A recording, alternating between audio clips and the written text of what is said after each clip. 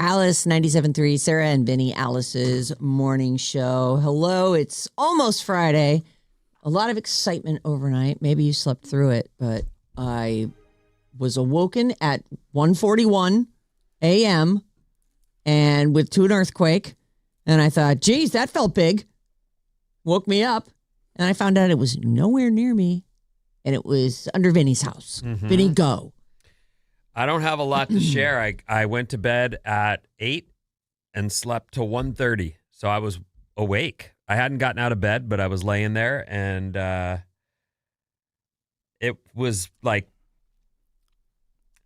of like more like a punch than the long wave you hear about. Oh. It was very real quick, and I laid in bed thinking, okay, well, if I don't hear any noise outside and if this thing is done, then we're done. You didn't hear car alarms or anything? I didn't hear my kids get up is what I mean. Did the dog bark? Or? No. And I was thinking I got to run. I got to be ready to run if this thing continues to get to them and get them safe, but it didn't. So it was a big, jolt. Jolt is maybe the way. It didn't go on that long. And I was awake for the whole thing. I was impressed that my watch and phone both went off with earthquake alerts. Really? You guys didn't get those? Well, if I did, I didn't have my phone next And I didn't to me, even know there was an earthquake. I walked in this morning at Steve Scott, KCBS. Always as soon as I see him, we always talk about if there's anything going on. He just runs up to me and goes, "It's been downgraded to a 4.6. I'm like, "What has been downgraded to a 4.6? He goes, "The earthquake? Didn't you feel it? Didn't you get it on your phone?" I'm like, "Nah, I slept right through it." The first thing Robin said to me he goes, "This building rocked." Oh. We're on the 10th floor. So, and they do say they build in all these, even rollers, like rockers and rollers underneath these buildings that are a modern building. Did you get woken up by it, Bob? I sure did. No? Yep. Is that your first one? No. Oh. Probably 12th. Joe Shasky is behind you. What do you want, Shasky? Just come in. Come in just stop it. Jeez. All right. We interrupt our I mobile said broadcast. something wrong already. What's up, Maddie? Good morning. Good morning. First off, do you know what earthquake weather is? Yes. Yes. I feel like when it's overcast and it's almost humid to the point where it's like, whoa, is this San Francisco or is this Florida? That's what we always used to call growing up earthquake weather. All right. And so last night, my wife's phone gave an alert and I woke up and all of a sudden, the dog's going crazy. And I felt a little burp, which was, the ground. And I went right back to bed. That wasn't an earthquake. It was very quick. It was very short-lived. I felt it, yes, Well, he absolutely. lives down near where it I live happens, so in he the got Santa Cruz Mountains. How long did it go for you? Very short. Very short. I can't time it. I was laying in bed. I was awake already, but it was very short. It was a jolt is the way I would describe it. Way more than I wonder if we just got aftershocks. Mine, I would say 10 seconds, and it woke me up. So I felt like it went, I agree. 10 seconds. 10 seconds. It was longer than the last few that we've had for sure. I felt that was real. That was something. That's not how I felt it. Unless a picture falls off the wall, not really tripping. That's just kind of the way I roll. Wouldn't you rather deal with this than Twisters? Yes. Of course. Was that her first earthquake? No, she says no. No. She says she's had 12 since she moved here. You know the 89 earthquake? You know why I still remember it to this day? Because it was Because big? the entire neighborhood rolled. Absolutely rolled. And we were playing ball out front, getting ready for the, what? Nothing. She just fixed the audio. I tried don't know to fix what it. It was just so soft, and I was trying to put it up, and then all of a sudden it popped when way people up. think of me, they think soft. But no, the entire neighborhood rolled, and then we were all playing ball out front because the World Series was about to start. Yes. And I grew up right near Candlestick, and so whole place just rolled. And what really sucked is that we were supposed to go to the pumpkin patch. All right. Oh. I was in first or second grade. We were supposed to go to the pumpkin patch, and we didn't get to go to the pumpkin patch. And I was just devastated. I'm so sorry. Yeah, they owe me a pumpkin patch trip. I'm really sorry that happened to you. Geez Louise. What I would say. The guy that fell through the Bay Bridge feels terrible for you. Yeah. Yeah, it was a real tragedy. It was absolutely horrible. And Embarcadero just collapsed on itself. But the pumpkin patch. It was terrible. Listen, it is all about your individual experience and things, I agree. Absolutely. He was a first grader. Well, one time, in the house, because we grew up in Excelsior, right? And you're kind of on a hill. the house had a huge crack in the plaster. You know, some of it is sheetrock and some of it's plaster. Well, this is going way back. Our house was all plaster, and it cracked all the way down in the middle of the living room. And that was the big reminder. My dad tried to patchwork it, and you could always see it after the rain. It would like pop, even though we painted it 1,000 times. Yeah, we're not good contractors in the Shasky house. Oh, I'm sorry. Well, listen, you are a good broadcaster, though. Now off you go. You've got a show I'll to see you do. guys later. That Joe was a burp. Shasky, everybody. That was a burp. Okay, all right. Rip it up down there. Yeah. 800-400-3697 if you have an experience that is other than a burp or just I went right back to sleep. I really did. First thing I asked Robin was, were there any damage reports? Like what was the aftermath? And he was like, it was a 4.6. I think it's been downgraded. Yeah. Which is still, that's a big earthquake-ish. And so far I haven't heard any. Wait for daylight, and that's kind of what I was thinking from bed. I was thinking I won't be able to know if we've got any damage until I get home later today. But you heard no crashes. I didn't hear. The dog didn't wake up, it sounds like. Well, she might have woken up, but she really only barks if you're coming near that room where the missus sleeps. We're getting lots of texts. 510, the further away you are from the epicenter, the longer you feel the rolls. That makes sense. So he got the jolt and you guys actually got the rolls. As you guys were saying that, I was actually thinking that must be the way that it's felt, because It for ripples me, out. it was an absolute punch. And I waited, like, if this continues, I got to go get the kids. And it didn't. 408, I live in San Jose and was turning around in bed, and I didn't feel anything. Then the stupid alert woke me up. For only a 4.6, I couldn't go back to sleep. Yeah, I don't have any alerts on, and I don't want them. You don't have them on. They just come on. Yeah, usually. Yeah, mine it came through the phone and the watch almost while it was still happening. Oh. And that's how it was almost simultaneous. That is, it's funny because I would want an alert, but I'd like it a minute before. Obviously that isn't doing how the it best works. they can. Of course they are. 707, I felt a quake here in Napa. Was shocked that it was so far away. Wow, all the way in Napa. It was shocking when I heard it was down by Vinny's house. I was like, damn, that must have been huge for him. And it sounds like you just got like the punch and then we got the ripple. Always so fun. I was afraid of earthquakes before I moved here, and now they're just a nice little hello from the earth. Well, here's my warning at 1:41. Oh, funny. Oh, so you got a Earthquake detected nearby. If shaking intensifies, drop cover and hold on. To what? M5 bad, I guess. estimated 6 miles away. I don't know what that means. Wow, you were 6 Magnitude. miles from it. Oh my God. I guess. USGS shake alert. Yeah.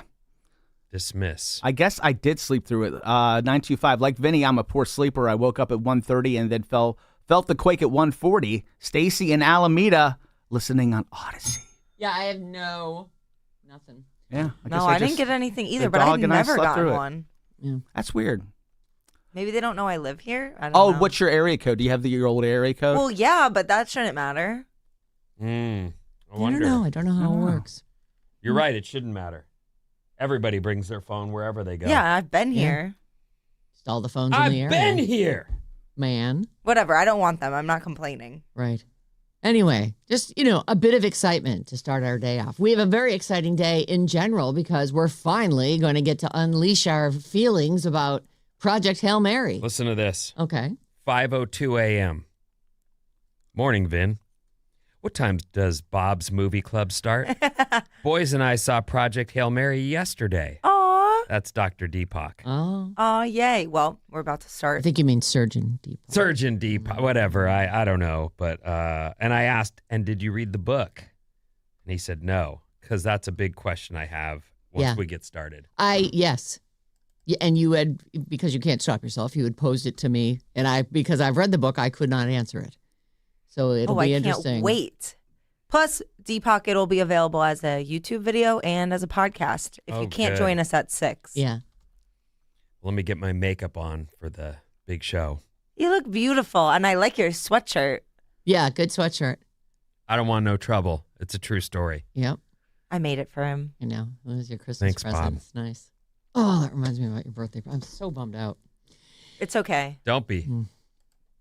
It's like when your kid is like 2, just be like, oh, today's your birthday. And it was actually 5 days ago. You can do that. Yeah. That happens, huh? I don't know. I don't was have going to any say kids. at 5, I definitely knew when my birthday was, but maybe a 3-year-old you could pull that with. I remember at 5 being confused and thinking my birthday was Christmas. And now looking back, that makes sense because So many presents. Right. Yeah. All right. By the way, the texters are saying you need to sign up for alerts at the My Shake app. Oh, right. That's what I was I've never thinking. done that. But you do get government alerts, when there's a tsunami and stuff. Yeah, For that's missing true. person. Had that the other night. Oh my God, those Amber Alerts they're great, but I feel like if you've got your phone in silent mode and it's 3 a.m, like I'm in bed, I'm not gonna be able to help. I get why they do it, but man, they're just outrageous and they're so loud. Like right. So the earthquake one are not. The earthquake one wasn't like that. I didn't get buzzed. it. Oh, okay. More like a text. Yeah. That's what I'm saying. I don't want Amber Alert alerts for earthquakes. The text, it was a continuous buzz. Like my ringer's not on. Oh, So, yeah? but it was a buzz like, and I knew it was something because I was feeling the shaking at the same time. So Right. anyway, good morning, everybody. Good morning. If you did have some damage, I'd be interested in that. It feels like this one was just a shaker that with no consequence. 800-400-3697. You can phone us if you want. Call us with your thoughts. Maybe you're freaked out. Or just hang out because we're going to do Bob's Movie Club in just a second here. KLLC HD1 San Francisco. Sarah Vinnie, Alice's morning show. Right after this, it's Bob's Movie Club. The long-awaited Project Hail Mary review.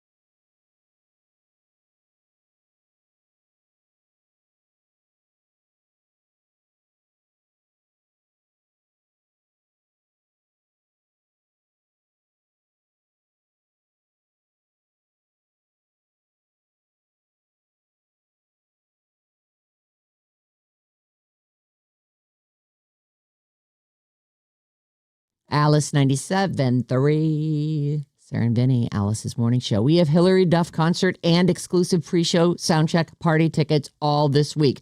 Our first pair is at 9:05, and then Mason has a set for you at 12:05, and it's Jane at 5:05. So listen for code words, enter them at radioalice.com. And you might be there July 11th at Shoreline for Hillary Duff, courtesy of Atlantic Records.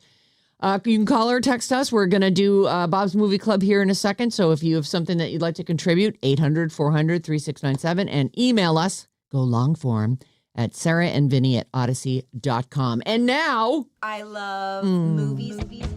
Bob's Movie Club. woo, We got some movies for you. yeah, we do. Bob's Movie Club. Bob's Movie Club. Movies are great.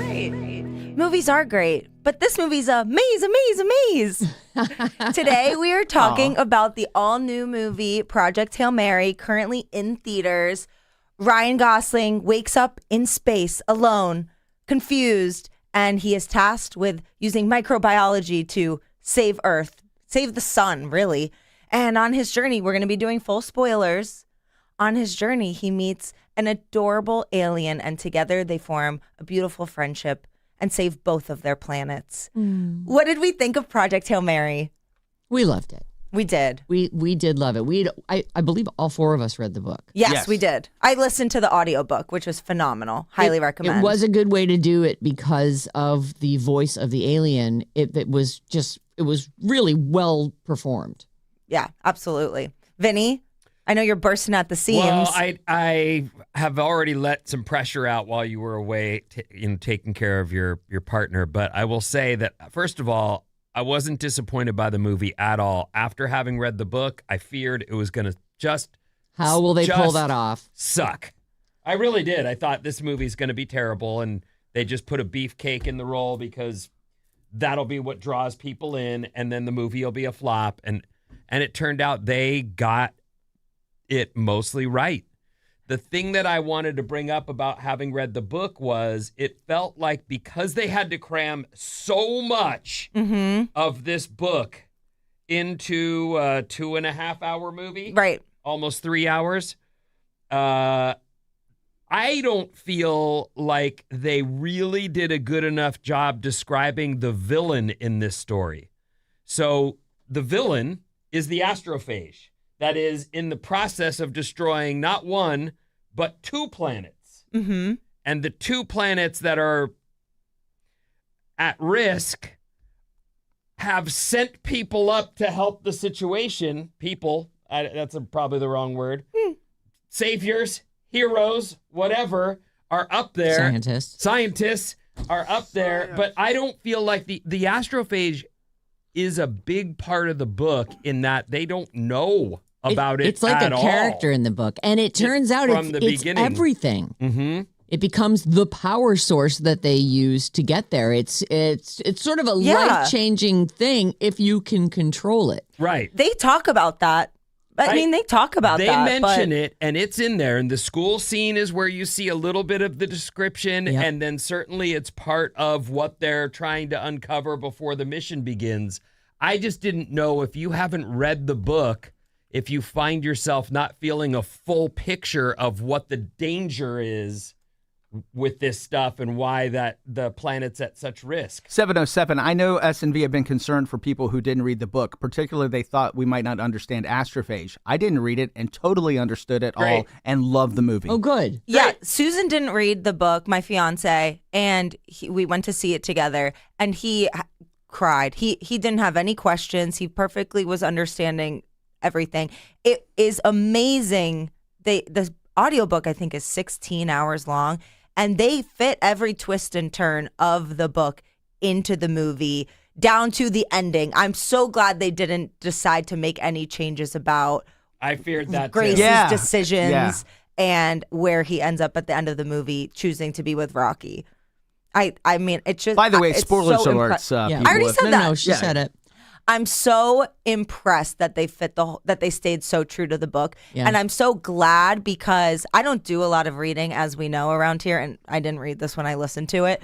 But it is such a phenomenal book. And one of the coolest parts about it is that all of the science is real. That's like Andy Weir's gift. He did it with The Martian. He did it with Project Hail Mary. I think he says he made up one little thing in terms of microbiology, but Well, everything else. astrophage. Well, yes, but everything about its existence and Right. how it works Thank God is that's not real. plausible, like science fiction wise. You know what? Plausible is the word. And that's, I think that was, as someone who had read the book, that to me, if there was anything missing, was that there were pages and pages of experiments and how exactly he was and exactly what the problem And was. he made it with so the, fun for like a non-science he did. people. I Yeah. agree. That's one of his superpowers too, is like he makes science super interesting, you feel like you're grasping something new. And I did feel like, okay, well, it's a 2.5 hour movie. And the only thing they left out that I sort of loved about the book was at the very end, and again, nothing but spoilers here. He's on Rocky's planet and they have to feed him. And he eats very different things than they do. And they wind up making me burgers. They take some of his cells and that's culture them into right. meat. Yes. And then grind it up and feed it to him. And I thought, that's just the best part of it, is that's the only kind of protein he can get or whatever. I didn't even remember that, but that's funny. I was waiting for him to munch it into a me burger. It's so inconsequential to the plot of the movie, Of though, in course, but terms still, of Well, they details. forgot nothing else. Right. So one of the things that you just mentioned, which I also was like, if they change that ending, I'm gonna, Yeah. Storm out. I guess. Here I am at the end of the movie. I'm Jinx. storming out. Yeah, Throw my popcorn. the other thing was there's a pivotal character in this movie. Yes, let's talk about the lady Ava Stratt. that is charged with saving the world. Yep. And I feared, because I was through the book was able to imagine this character and her strength and she was definitely stern but also Hardcore. At the bottom of all of this is clearly she has heart for the planet and care because she's trying. No one, if you didn't care, you'd go, I don't want that job. She is so impressive and so real. What her power is being decisive. At one point, right before the mission is about to take off, Grace and her are having a moment because he clearly has a crush on her, because who wouldn't? She's so magnificent. Total badass. And he says, it must be a hard decision for you to send these people up there knowing that they're going to die. And she's like, it's not. She is decisive and she's not afraid to stand behind her decisions. And that's why she's the person for the job. And then she walks in and delivers this karaoke song. And I was crying. Like, I don't know if that got you guys, but for me, I that was was peeing. there was I an missed it. absolute Oh, moment. what? And the song itself, I think, is that Harry? It is Sign of the Times by Harry Styles. I absolutely was like, and now they show a different side to her that is just absolute. Like, I love So the way human. they handled her. I agree. I love the I actress, and I love the way they handled Sandra her. Huller is the actress, by the way. The way that she delivers this song, and everybody's just, and then she just walks out. That's And- enough. Yeah, And walks and then away. walks away, love and it's it. like so like she did not come out of character at all. It was like boom and boom. The directors of the movie, Phil Lord and Christopher Miller, were at the screening that I went to a few weeks before the movie opened, and they talked about the two most important things for them in the movie were the relationship with Grace, between Grace and Ava Stratt, the scientist woman, or the project manager, Right. and the relationship between Grace and Rocky. What did we think about Rocky? I pictured Rocky scarier than that. He was, like a Rocky spider. He was, I felt like they had very much simplified his. Yes, one of my Being- big nitpicks is when they learn how to communicate with each other. I wish they had spent like one more minute on kind of explaining how Rocky sees the world Yeah. and how he speaks and how they figure out how to talk to each other, because I feel like of all the things in the book, they simplified that the most. And I feel like it's such a crux of like the science of the whole thing of Rocky's existence. I feel like they kind of like not dumbed it down, but made it digestible for kids even. Yeah, they just did it. You're right. They did it really quickly. Like he spends a lot of time trying to figure out how he's going to learn this stuff. And In the book, he's building a vocabulary on that computer for Right. a long time. Right. And they do show that. And my second time watching it, I went to see it again yesterday because I had to get out of the house. And love you, Susan. Bye. And it didn't bother me as much the second time. I just kind of went with it. But the first time, you can't help but compare everything to the book. Of course. One of the things I liked about, we're talking about Project Hail Mary. This is Bob's Movie Club. If you haven't seen the movie yet and you're tripping, like, don't tell me that we're spoiling things. Yes. So don't listen. If you're in the club, we assume you've seen the movie. Right. There's a scene right when there's contact. And with all of the weight of our world and his world hanging in the balance, there's still that jokey, ridiculous moment where he's like, sees the spaceship. It's 10 times the size of his, and all he wants to do is move. So he moves away.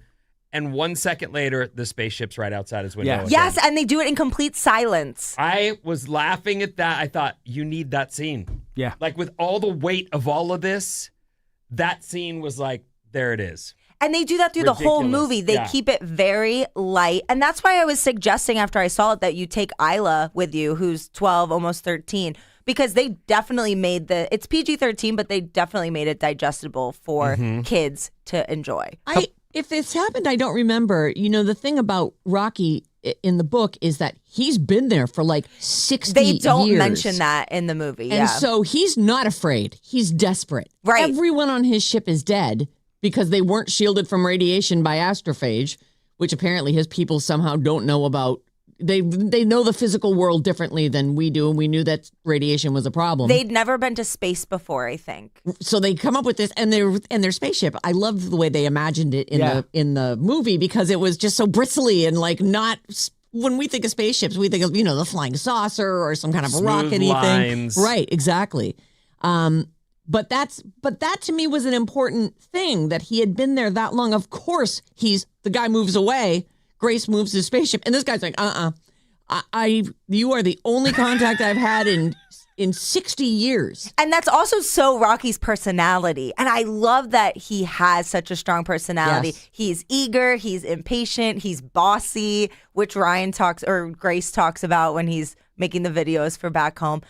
The word is bossy. Yeah, Right. it's hilarious. Their chemistry is so good. It's great. And you never feel like you're looking at a CGI thing. I believe you're not. No, yes, it's mostly a puppet. Yeah. And the puppeteer, Robert Ortiz, he ends up being the voice of Rocky. So when he's actually moving Rocky around, he and Ryan Gosling are scene partners and they're able to act together, and it pays off so much. All the effects in this movie are exactly how we should be making movies. Forget CGI, forget superhero movies, those big scenes. Green screen stuff. They built the whole ship and all the rooms in the ship, and they even made them so when the ship goes into its centrifuge phase to create gravity, the ship changes orientation, which they actually added that wasn't in the book. And they made it so all the rooms could stack on top of each other so that they could film it from any angle and make it feel so real and make you feel like you're in it.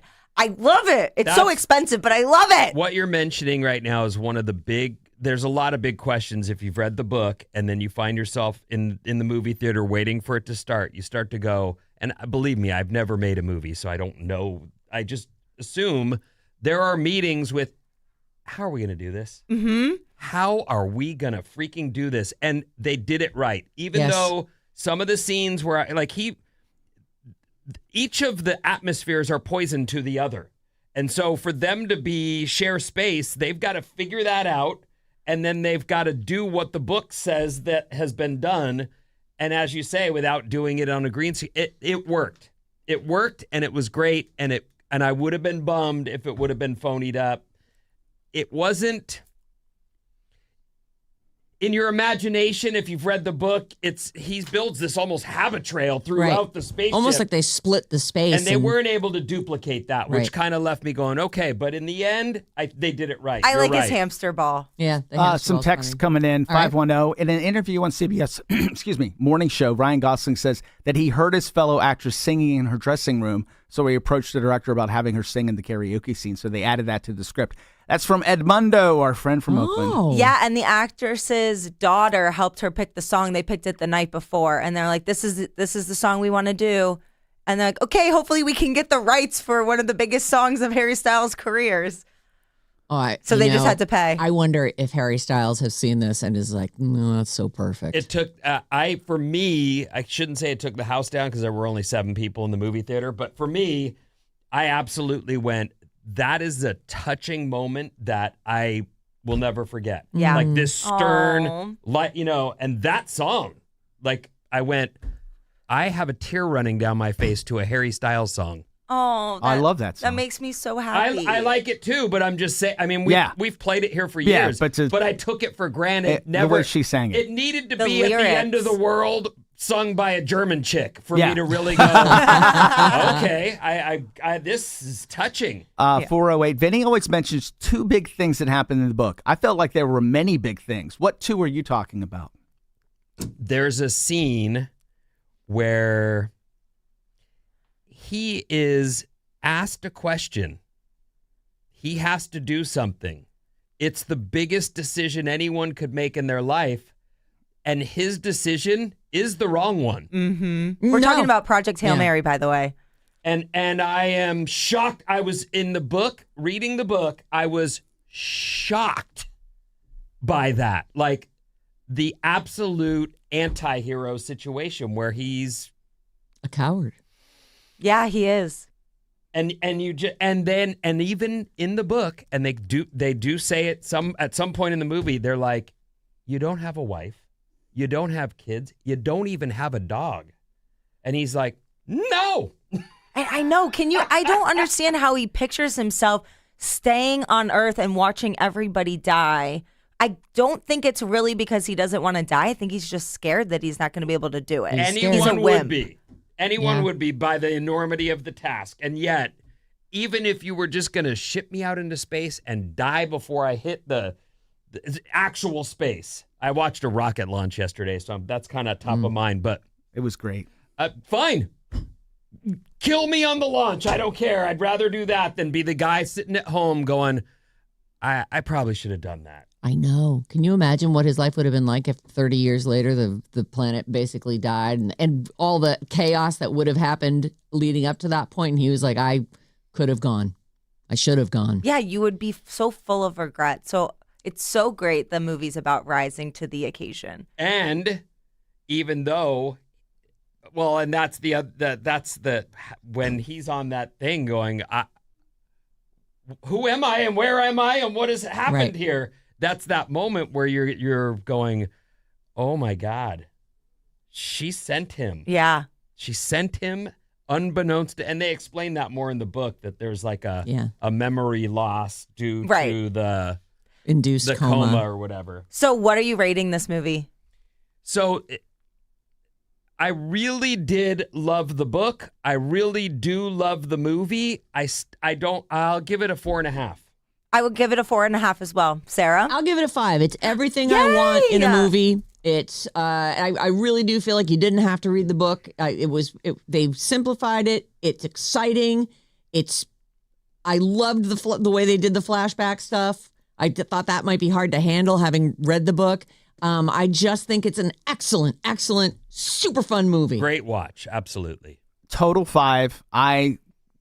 I don't remember the last time I went and saw a movie in the theaters and was thinking, I can't wait to watch this again. Yeah. Aww. Like I don't remember the last time that's happened. Usually I watch a movie in the theater and I'm like, okay, that's done. There's that. I got that done. Check. Maybe I'll watch it when it's free sometime, but like I'm already like, I need I know. to go back Even and see talking it. about it, I'm like, oh, I really. Yeah. Can't wait to watch that. When you miss a movie, you know what I mean? When you leave the movie theater and you're in that world and you go home and you're like, I miss being in that movie. I really want to get back into that movie. So that's a 5 for me. I would also add that while we are used to men playing this heroic role where they go through all this stuff, and Ryan Gosling is doing all of a lot of the heavy lifting, watching her be the hero of the story in the way that I see it, yes. You might not, but I see that person she made it happen. Is saving everyone on the planet and more. And that is a badass role. And I hope that continues. For me, I thought she was great. Yep. She was perfect. I- in Oh, I that have casting. chills. Like I would give her like if out of 5, she gets 5. And if there's, I don't know if it's a supporting actress or what, but she should get it. Yeah. I love that. She better get that because she was great. She was incredible. And what's her name? Because I'm sitting here saying Sandra Holler. That She plays lady. Ava. This movie, this movie is a smash hit. So if you haven't checked out Project Hail Mary, highly recommend. Yeah, you will love it. Great job, Bob. Another successful Bob's Movie Club. We'll be back after this.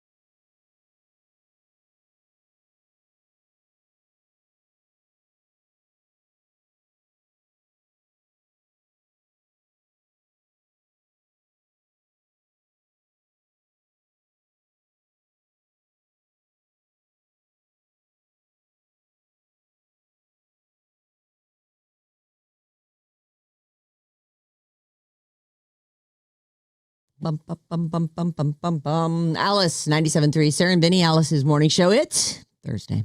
Bad Advice is back tomorrow, 7 a.m. We're going to solve some listener problems. I have one that I'm definitely doing and another one that's good, but I'm open. I'm open for business over here. So if you've got a problem and you're like, it's unsolvable, well, let us take it on. We can solve it for you. badadvice973@gmail.com. Just email it, send all the details, and then listen tomorrow at 7 o'clock and see if we solve it for you. What's up, everyone? This House Report is brought to you by your final chance at an Alice escape with Bruno Mars live in Miami. Nice. I apologize for the pause, but I was like, I thought that, okay. Still chances to get in on that This then. week. This week is the last This is chance. the last- All right, this okay. is- I said that yesterday and went, wait a minute. I said final chance yesterday. Okay, this week. Download the free Odyssey app and listen to Alice 97.3 for a minimum of 1 hour for your daily entry for your chance to win a trip for two to see Bruno Mars on September 19th at Hard Rock Stadium in Miami. The trip includes round-trip airfare plus 2 nights hotel stay for winner and a guest, courtesy of Atlantic Records. This is a national contest. Get the Odyssey app, listen to Alice 97.3 for 1 hour, and you're qualified for a trip for two to see Bruno Mars in Miami. It is easy, and you don't even have to enter. You can just, whenever you're listening, as long as it adds up to an hour throughout the day, you've got an entry. Incredible, right? Like, think about it. If you're like only half listening right now, you're still getting credit. Incredible. If you just joined the show, you missed an incredible installment of Bob's Movie Club. I don't know. Will this be available for people to watch the movie club on YouTube? Absolutely. It'll be up on YouTube early afternoon, and it will be up as a podcast shortly. Great. Massive spoilers. We talk about the movie because we've all seen the movie, so we don't hold anything back. Right. And that's the magic of a podcast. You can go back and listen to it whenever you're ready, after you see it this weekend, if you haven't seen it yet. Well, I wanted to mention that because we talked about space, and in real life, we just launched into outer space. Yesterday, I actually found myself at home. I had some things. I was going to make dinner, and there's some things happening, but I'm going to sit down. I put on C-SPAN, of all things. Oh, funny. It was so weird. C-SPAN takes phone calls. Oh, yeah. So they're sitting there taking calls, and I'm waiting for the Baba Booey or are you kidding me? They're doing live calls. And it wasn't. There were no pranks pulled, at least that I heard. But it was one of those moments where I went, okay, I'm going to sit through this and watch this launch. And they didn't go right on time. They had this. They had the window. T-minus 10 minutes. But I don't know. I got distracted because it was incredibly boring. And then And then it was at 8 minutes, 30-something seconds. And I was like, oh, my God, we're on. It's happening. This launch was magnificent. It was an incredible thing to behold. And if you didn't watch it, it's really sad that this kind of stuff, this kind of giant event, it just goes mostly unnoticed. A human, I know, because we're used to it. The countdown was really neat. I watched it on CNN, and they were saying, like, this is what's happening, and they went through all the checks, and it was just neat to hear you're waiting for one of them to say no, go, and they're like, go. And the head of the space of NASA is the first woman, and and she gave a little pep talk at the end of it that was really neat, and they were like, that's something new. Usually they don't do that, and it was really cool. I just loved it. Here's what happened yesterday. The Artemis 2 is on its journey. 4 astronauts blasted off from Kennedy Space Center in Florida yesterday afternoon or evening if you were in Florida. People still do in Florida turn out with lawn chairs and beers and binoculars, and they watch this thing happen. So there are people, I assume they're space fans, that turn out for this. So incredible. The mission is a 10-day mission to circumnavigate the moon. And some of the graphics they show is that this thing's going to have to go orbit the planet a few times before it zings out around the moon and then back. So it's So it gets out into our atmosphere, out of our atmosphere first, and zings around us, and then goes to the moon. Goes to the moon. How exciting! And one of the things that just in watching it, as they're going, first they say all 4 rockets are functional, which is great, but we could do this with 3. So I was like, oh boy, that's weird. And then they go 5,000 miles per hour, and I'm like, whoa, 8,000 miles per hour. At one point, they go 10. The Artemis has reached 10,000 miles per hour and is in, and you can still see it on the camera from the ground, but then they show the camera from the spaceship back and it's in space already, even though it's still visible. Oh my it's out there. It got up to 17,000 miles per hour. I guess once it gets out of the gravitation, it just poof. So is it getting speed up so that it can break our gravity to get to the moon? Is that what the point of this is? I assume, but I didn't listen to. At that point, I turned the volume off and was watching it. But the graphic is that it's going to go around us a couple times. Like it goes around the upper part of the planet before it makes a full circle and then shoots out. Gotta reach escape velocity. Yeah. Now, they say here, an issue was reported. Oh, no. And I went, oh, my God, what is going on? And it's the toilet. Which is day 1 of 10 days. So here's the thing. And I had just been reading this article about, what's his name? Lindsey Buckingham, who's the guitar player for Fleetwood Mac. Yep. And he's a guy who tours in a band. And for every guitar that he has, that he plays on stage, he has a backup. Okay. Our people going into outer space don't have a second toilet. Like, I get it. You're going out on tour. You want to have all the things you can. You can't have one break. These guys are going to space, and they've got one toilet, and there was a problem. Did they fix it? Because that seems really bad. Earlier, an issue was reported with the only toilet on board the capsule, but was resolved before the crew slept for a few hours, so it's okay, or they're telling us it's okay. I think there are problems on, this is a totally separate conversation, but on the space station, I bet there are problems we never hear about. Well, they have bags that they use if the toilet breaks. Oh, that sounds great. It's a suction toilet, right? Like it's a, they can't have stuff floating around. Yeah. I think it vacuum seals maybe to your butt or something, and you're good to go. Why does this mission matter? The historic and risky lunar venture will mark the first time astronauts return to the vicinity of the moon in more than 50 years. The mission could travel farther from Earth than any human ever has. That's the plan anyway, breaking the Apollo program's distance record. And this sets up the next missions as they plan to put feet on the moon soon. This is just the buildup for that, which is really cool. It is. And the moon did its part this morning. It was so beautiful and so big and fat. I was like, oh, I just looked at it for a while and thought, we're headed there. Like, that's amazing. And if you don't believe that the moon landing happened, what's wrong with you? Will you stop Marcy. it? Just stop it, Marcy. Come on, girl. Come on, Marcy. You're an educated girl. It sounds like there was a conversation in the hall earlier. There was. Yeah. Oh, my God. I'm like, ask her, do you think this happened? What about this? What about that? But not this thing. Is she for real? Yes. For real. This is Marcy from Live 105? Yes. Yes. Get on her. Who is a delight, by the way. Is a delight. I'm But a she big shocked me fan. this morning. It was 'cause I walked shocking. in and I'm like, how you doing? And we He talked about the moon thing. He comes walking out of her studio. I'm standing in the hallway looking at the moon. He comes walking out and he's like, looks flabbergasted. Like, Marcy doesn't believe the moon landing happened. And it's not that she just she's said texting it. me right now. And then she she's hearing us? I don't know. but she pulled up some websites and it's like, no, but I'm like, no. You're not gonna no. Because I always say the same thing to people. Try keep a secret between 3 people. Right. It's very hard. You can barely Now know you're between telling 2 me people. hundreds and hundreds of people fake this and Are they all involved, kept it right. quiet. Yeah, all She right. says here, the wind, flag, no wind on the moon.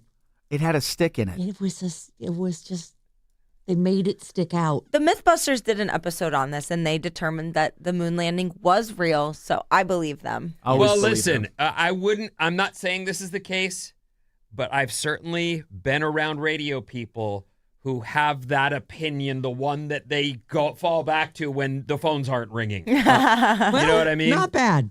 So maybe that's her move. I don't know. Maybe. I don't know. Oh, my God. Better than flat earther. Yes, marginally. Kinda. Marginally. Yes. I don't know. Yeah. Anyway, I should also mention, I should have started with this. There was an earthquake overnight. Oh, right. I know we've talked about it already a couple times, but if you were woken at 1:41 to some rumbling, it was initially a 5.1, then downgraded to a 4.9. Last I saw was a 4.6. 6, yeah. So that's where it looks like it was. But it was really close to your house. It was under my bed. Right. And it felt like a punch, but it did not have the traditional rolling effect that I've felt in the past. Yeah. It was a shorter, kind of a hit. And I waited thinking, okay, well, I don't, let me listen for crying or, Any it upset doesn't in your sound house. like anyone woke. Right. Wow. So I just laid there. I figured if it something, what do they call those aftershocks Yep. comes or whatever, I'll be ready. I'm up. I'd gotten my sleep. I actually slept pretty good. Yeah.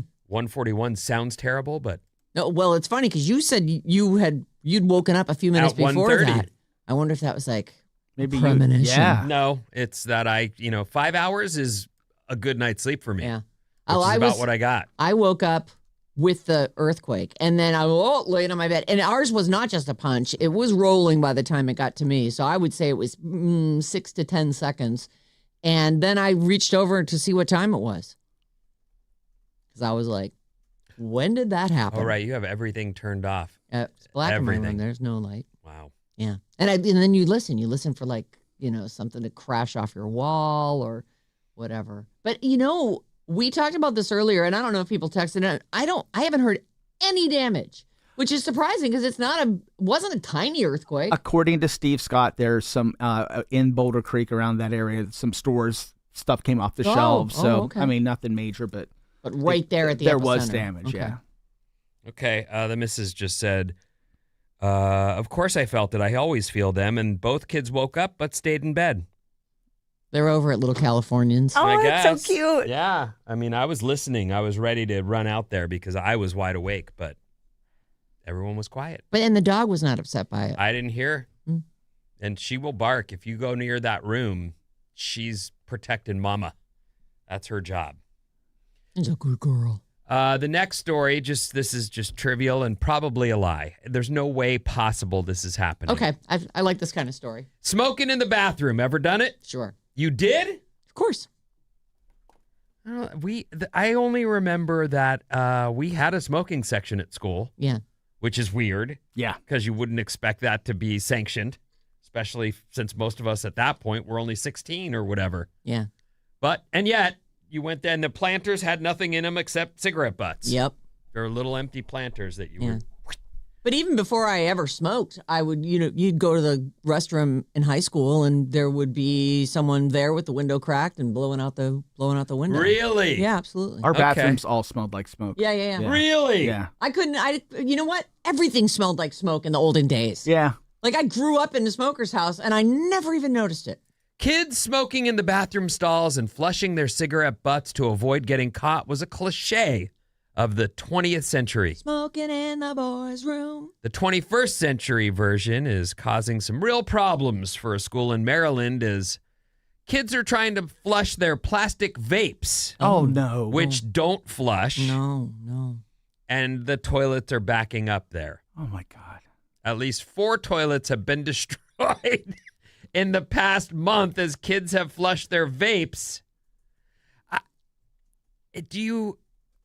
Can't you, Put it in the trash can. or don't you keep those? They're disposable. Yeah, they run out. Yeah, So they're they not run throwing out. away the pipe per se or whatever you're using. They're The little throwing away thing. the cartridges. No. It's the whole thing. This whole thing gets thrown away. Yeah, it's a waste of plastic. It It really is a massive waste of plastic. So when That it's doesn't have a nope. chingada. No, I charge it, and then it runs out of juice, and it's not refillable. How many days of juice does that thing have? It's supposed to be 50,000 drags.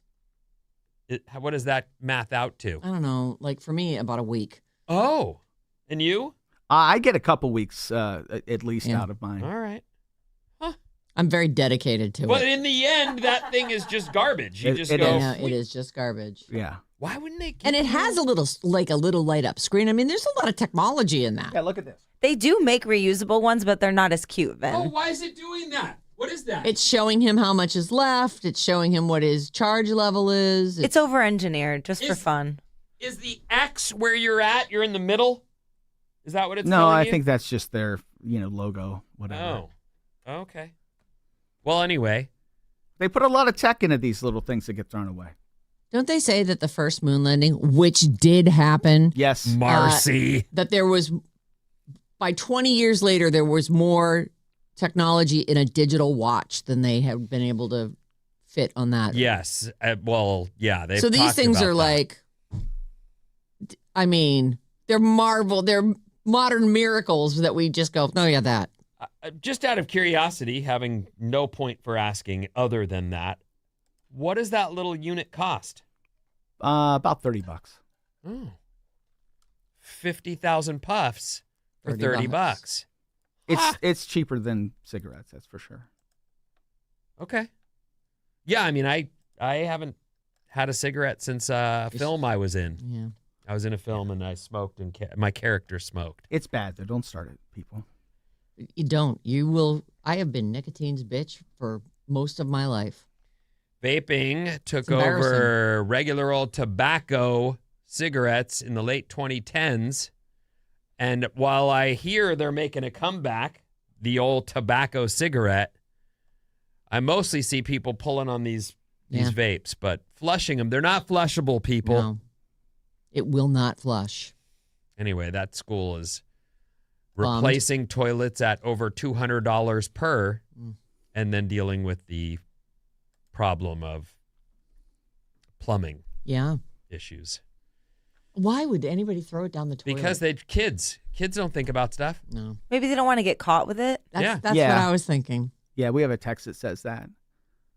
209. I work at a high school every day, all day. I see campus security kicking kids out of the bathrooms for vaping. And then someone else said Arroya. I'm probably messing up. High school. It had its pipes clogged with vapes on a few occasions from the 510. My first day of 10th grade. This is the first freaking day. There I am, sitting on campus, smoking, Yeah. not in the smoking section. Oh.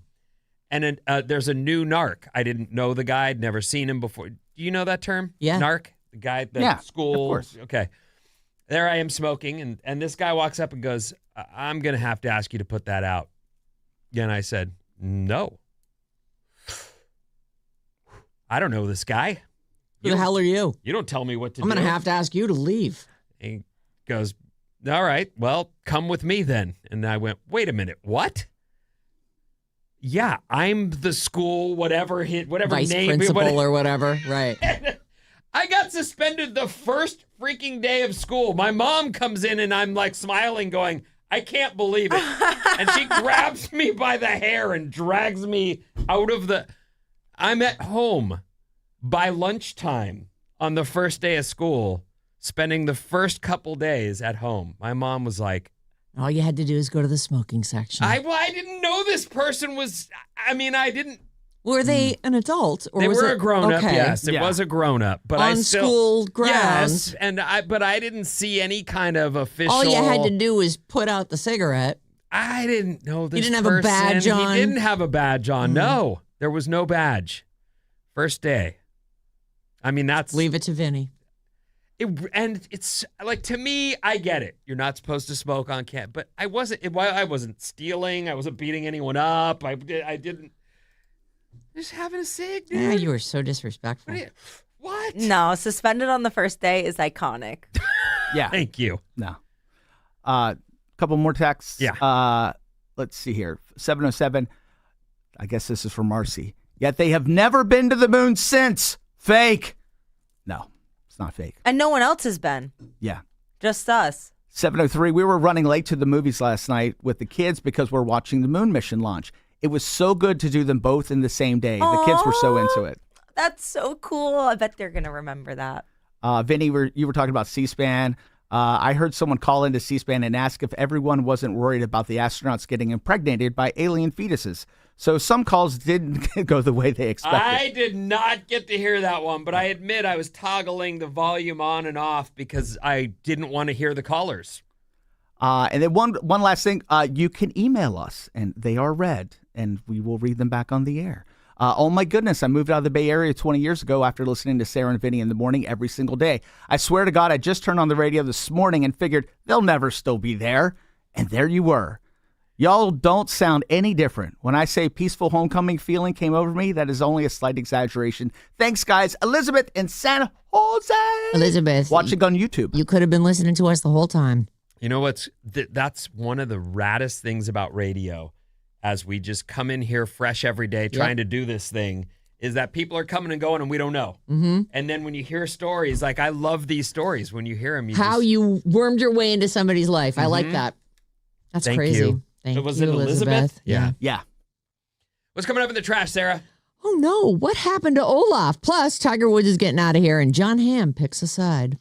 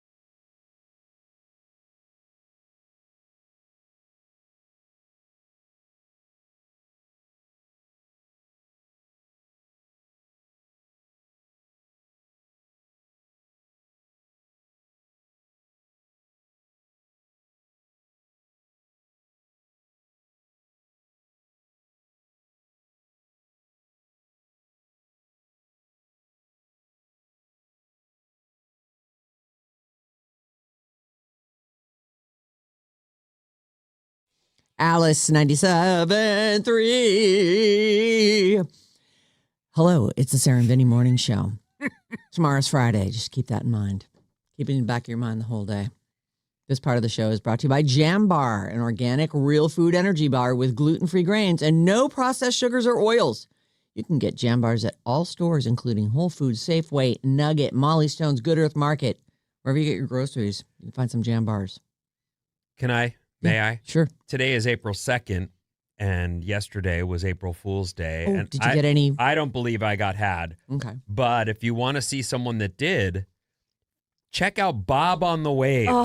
Who What was happened? posting and posting. I got fooled so many times yesterday. It all started with my Waymo on the way to work pranking me, and then the pranks liked never that. stopped. What happened? Did Susan prank you? No, Susan couldn't have pranked her. No, Susan's she was- drugged up on the couch. She was posting. I like to share stuff. I share like movies and TV news and gossip and stuff on my Instagram, and I got 2 different times with the things that I shared. Oh, you shared BS stories. Yes. Yeah. Oh my goodness. Humiliating. And the listeners are in my DMs like, April Fools. And so both times, the first one was Timothy Chalamet is practicing ballet for an upcoming role of, what's that called? Billy Elliot. Billy Elliot turning into a movie. And I saw it and I was like, well, he's kind of old for that, but maybe they're doing a But he- reimagining. And I just bada bing shared it. And I was like, oh, so was this ballet thing all PR? Oh my God, And that was your someone was- caption? That is hilarious. Someone was like, I think this is a joke. And I screenshotted their DM to me and I posted, I was like, oh, I got. Then I'm continuing on with my day, with my scrolling. And I see, this one is really embarrassing. Seth Rogen and James Franco reuniting for Pineapple Express 2. And that movie was so good. And I would believe that James Franco, I mean, he's been disgraced, but recently he was on a Netflix show. So I'm like, okay, maybe his rehabilitation is going well Seth or wants whatever. to be friends again. Yeah, so I shared. I was like, "Oh, like, am I allowed to be excited about this with all the drama?" And again, people were like, "This is not real." So I had to do it again. And then I just was like, "I'm done posting. I'm going to the movies, guys. See you later." Oh my God. Good fun. Good follow. April Follow Bob Fools. on the Waves, everyone. If my algorithm shows me any posts from yesterday, I'm gonna be so annoyed because getting fooled on April 2nd is just. I'll have to crawl into a hole. Shoot me into space with Ryan Gosling. Oh, you'd hate that. He's so gorgeous. We didn't even talk about that. The whole movie, I was like, oh. He's pretty dreamy. He is pretty he's got kind of a normal guy thing going on. Like he could work down the hall and Right, sales. right. You're like, oh, that dude is fine. Oh. All right, you can call or text us if you've got thoughts on Bob getting got. 800-400-3697. You can also email us anytime. We have a regular email address, sarahandvinny@odyssey.com. But this time tomorrow, we'll be reading emails that get sent to badadvice973@gmail.com. I'm super excited. One of them is just, it's good. And it's a total modern day problem. Like this person is not alone. Okay. And then the other one is, it's sort of a school day problem. And I'm not married to that one. So if I get a good one today. Oh, somebody's on the. Turn your mic off. Yeah, turn your We can mic hear off. you. Turn Turn your mic off.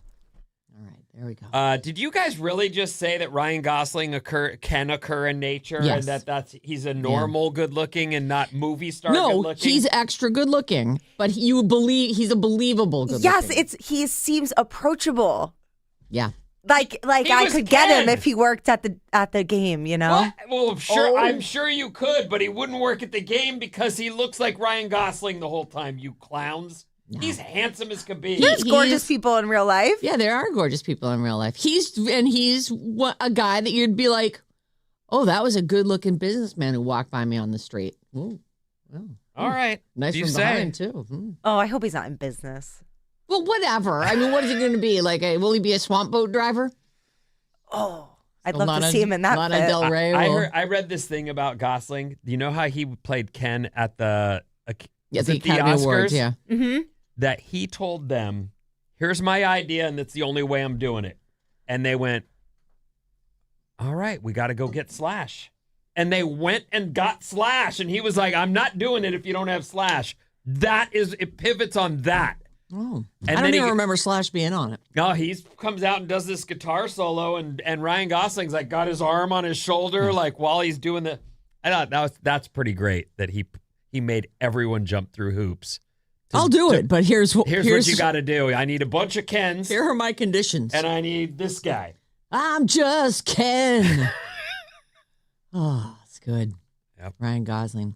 If you missed it, Bob's Movie Club this morning, we talked about, with spoilers, Project Hail Mary, which is just a mwah It's movie. great. You I gave gave it 5 out of 5. 5 out of 5. Vinny, you and Bob went 5.5, and Maddie and I went 4.5. 4.5. That's what I meant. Sorry, 4.5, and we gave it a perfect 5. Me and Maddie. Okay, let's see what I've got here. I forget already. Olaf. Yes, we're going to start with Olaf. Oh, my God. This is barely a story, and yet I watched it 400 times this morning. There is a place in Paris called Disneyland Paris. Okay. I didn't even hardly remember that had happened. There's one in Japan, too, I think. I've been to it. Oh. And it was pouring the whole day. It was Oh, a bust, I know. So there you are, you're in Paris, and there's Olaf speaking French, I assume. He's a little animatronic guy, and he's entertaining the crowd when all of a sudden he freezes,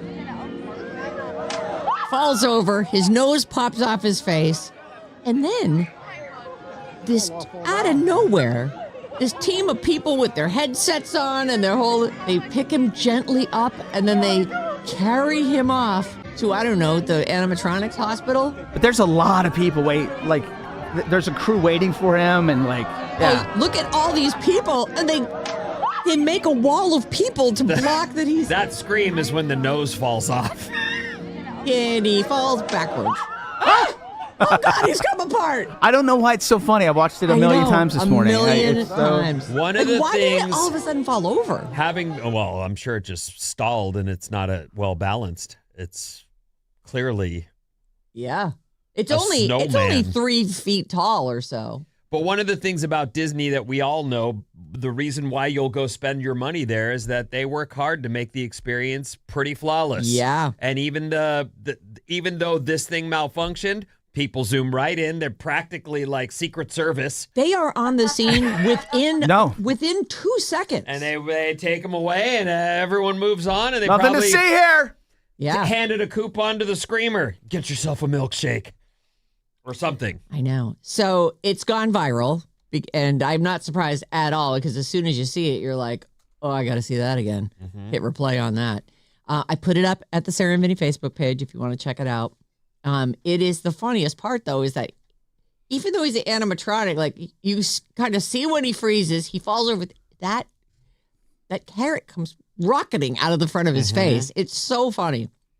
But it's the response stuff that's really good. One of the things cartoons and Disney has done to all of us for our whole lives is that they've turned animals and other inanimates into real people in our heads and hearts. Absolutely. And Olaf is a big part of my kids' lives. Olaf is a great character. He's a great character, and it's absolutely fun. And so I can see the scream. I get it. Yeah. You've watched this character, and even though it's a robot, it died right in front of you. They've also apparently been waiting in that line forever. Right. To see Olaf. It's a lot of waiting. It's worth the wait generally, but it's a lot of waiting. Yep. So there you go. It's just a viral video that if you watch it, you will have to watch it again. It's no surprise that it has millions of views. I think it was at 5 million last time I looked. Oh, well, as of this story, it's 4.6 million on TikTok alone. But I know it's got to be over that by now because that's yesterday's story. Tiger Woods is in the news, has been in the news, Okay. continues to be in the news. He is leaving America for treatment. I need privacy. Not surprising. It is, in my experience, the smartest move you can make. I'm an alcoholic. I went to rehab down the street. Everyone knew me. Everyone. Mm-hmm. It was not the place to go get your confession on and really like. There's no doubt. I was like, people are calling me Vinny. And Bushman, because when my girlfriend dropped me off at the time, I fell into the bushes. They had to come get me. I was a disaster. But I think that he's going to be known wherever he goes. It's going to be harder for question. him, right? But it's probably going to go better for him in Europe or somewhere far away than it would if he tried to pull this in Florida down the street from his house. Right, exactly. It's just not going to work. I can't even think of a place in America that he could go where it wouldn't be. I mean, he's a freaking, infamous superstar. He's been known his whole life. And he's got to be able to be a normal person for a few minutes and look in the mirror without being Tiger Woods, golf hero to the world. Right. He's got to. We've known him since he was maybe like 5. We used to watch these shows. I think there was one that was Real People, and there was another one that was That's Incredible. That's Incredible. I think he was on there when he was 3. Oh, was he 3? He was a little teeny boy. Was it 3? I think it was 3. Yeah, he was really, just a toddler and was already a phenom. What was his dad's name? I don't remember. Earl. Earl? Oh. Is it Earl? Earl Woods. His dad was the guy who had been training him since he could walk to swing a golf club and brought him on a TV show to watch them. Look at my little boy. He can barely walk, but he can drive a golf ball. He was actually 5. Oh, okay. So, it was 5. Oh, wait. He appeared on the Mike Douglas show when he was 2. There you go. Putting with Bob Hope. Oh, my God. Wow. Imagine how tiny his little golf clubs must have been. So cute. I do it with a marble. His dad built what a we golf thought was a robot. golf machine and a golf robot, and then it turned out, no, he's just a dude like every other dude, and, likes girls. Likes girls a lot and needs lots of them. Flies them all over and meets them in their hometown. Tiger Woods is going far away to get treatment after his recent Dewey. He was granted approval to travel out of the country by a judge so that he can receive care, citing privacy as the main reason. Yeah. The filing was made by his attorney, Douglas Duncan, which states Tiger was looking to leave America to, quote, begin comprehensive inpatient treatment. Based upon the defendant's treating physician, the out-of-country treatment facility recommendation is... No, this is the judge talking. He's just saying, basically, this is the level of care that this guy needs. And he needs to be as anonymous as he possibly can, right? Yeah. But at least he's doing that. I think a lot of people, when something bad happens because of their addiction, they'll get themselves clean because they have to.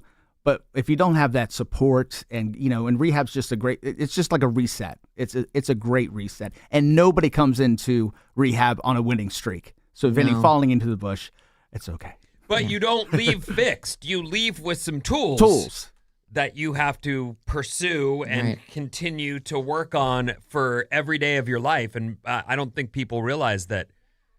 Oh, you failed. Like, well, yeah, I didn't get it the first time. Right. I was busy with lying. Right. Probably. Mm-hmm. I was just busy getting through it so that I could get back out. Right. And I do think that even for an addict, you have that expectation, like, oh, I'm going to go in here and get myself all fixed up. It'll be fine.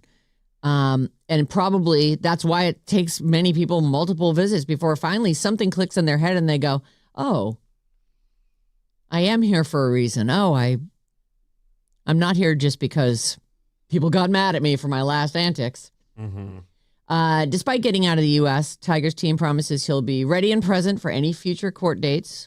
I assume he's got more of those on the way. The next one is May, but I guess he waived his appearance at a preliminary hearing prior to the trial. So a judge signed off, and it's Tiger is off to hop on his private jet. I think that's a smart move, and I wish him luck. He doesn't look well, which is another part of it. He's swollen and his eyes are all bloodshot. Yeah, he's not okay. Yeah. Yesterday, I believe it around this time, we talked about a show called Summer House.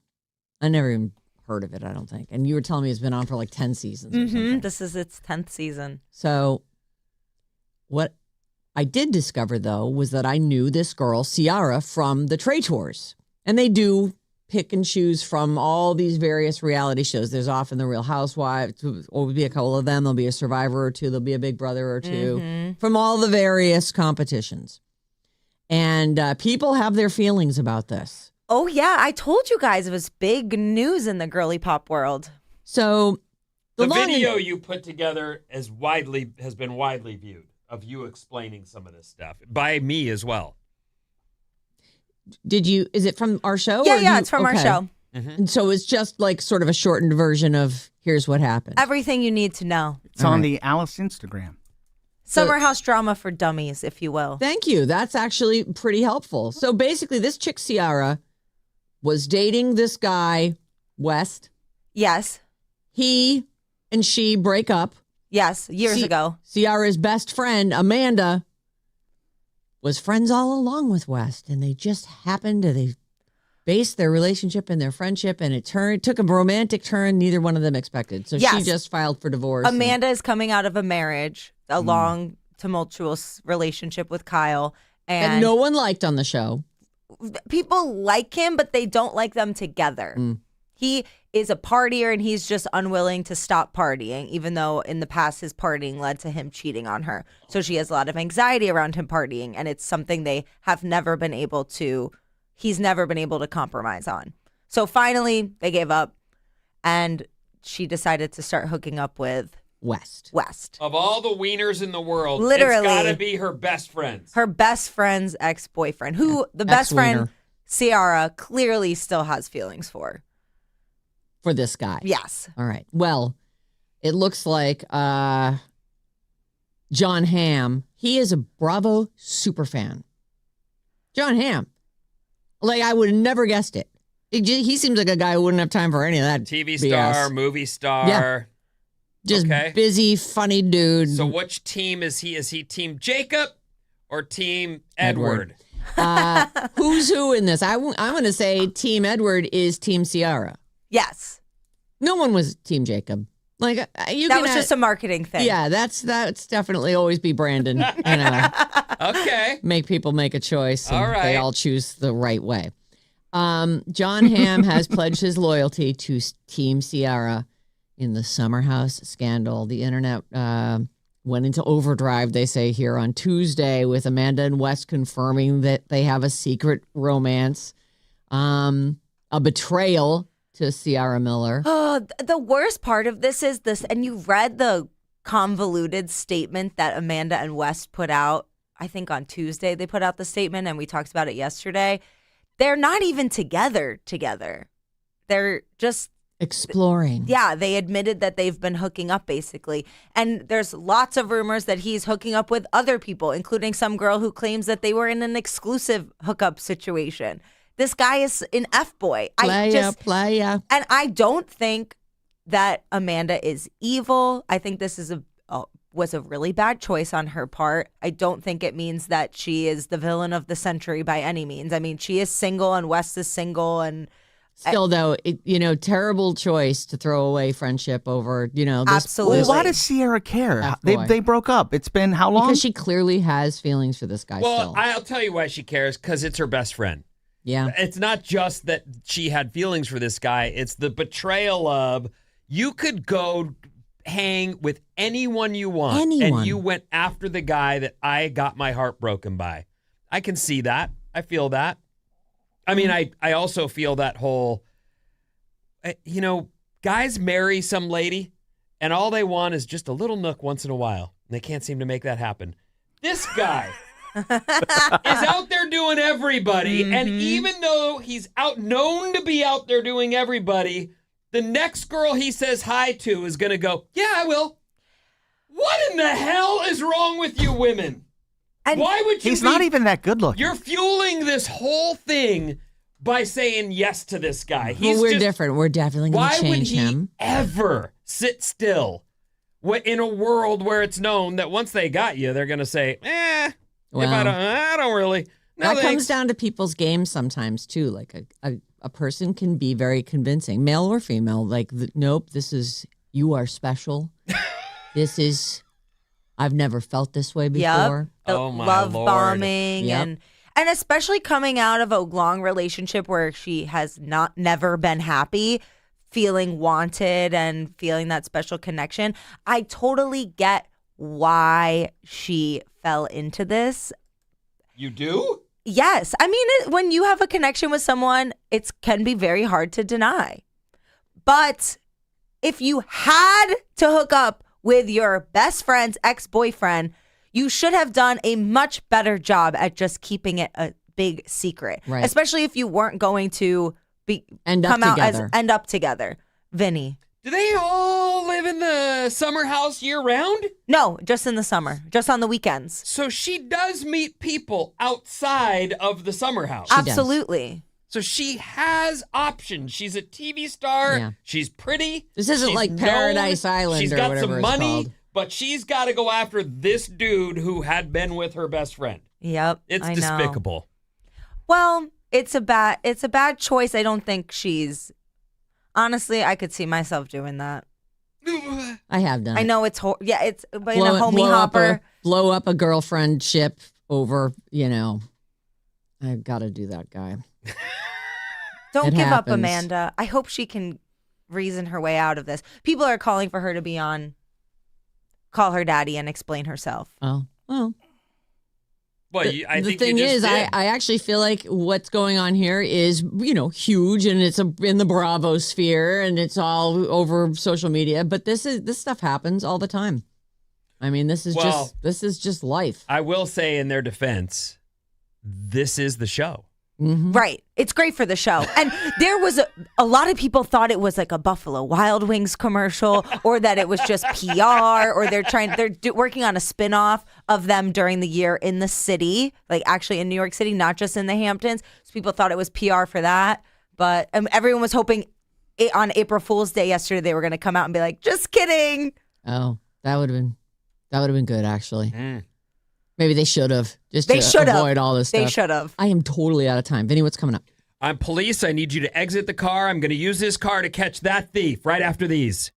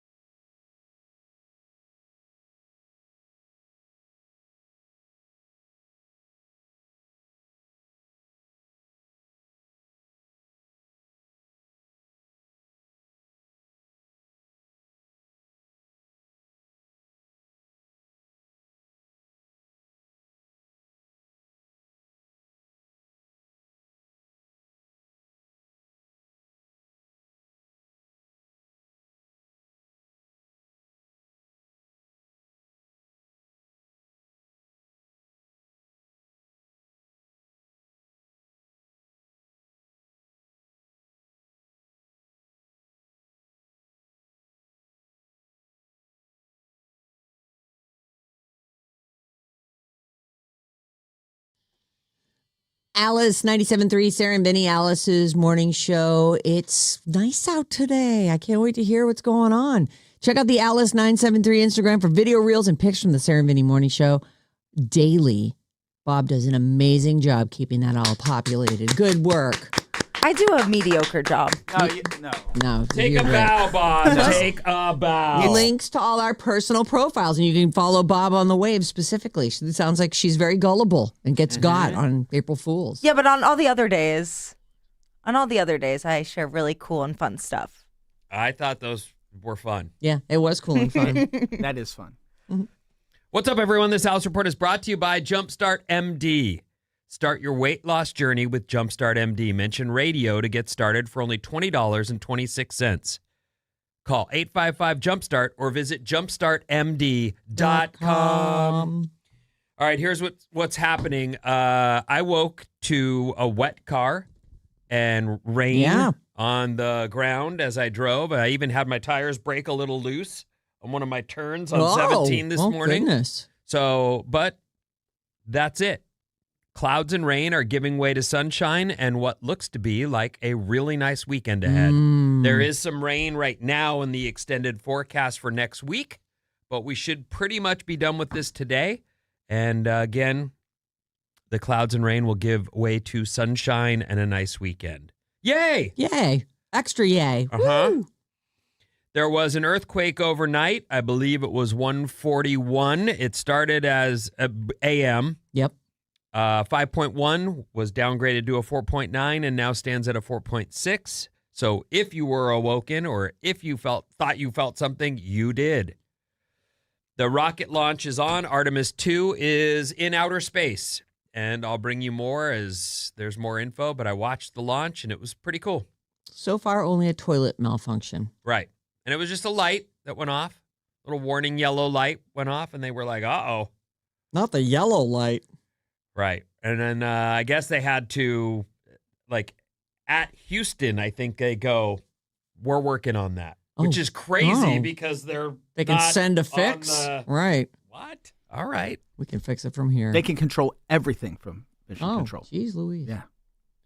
I know that this is ridiculous to be so amazed with technology these days, but the fact that I can pause my music on my phone, but also on the screen in my car, and there's no hesitation between the two devices, that they're just... Oh, you've CarPlay?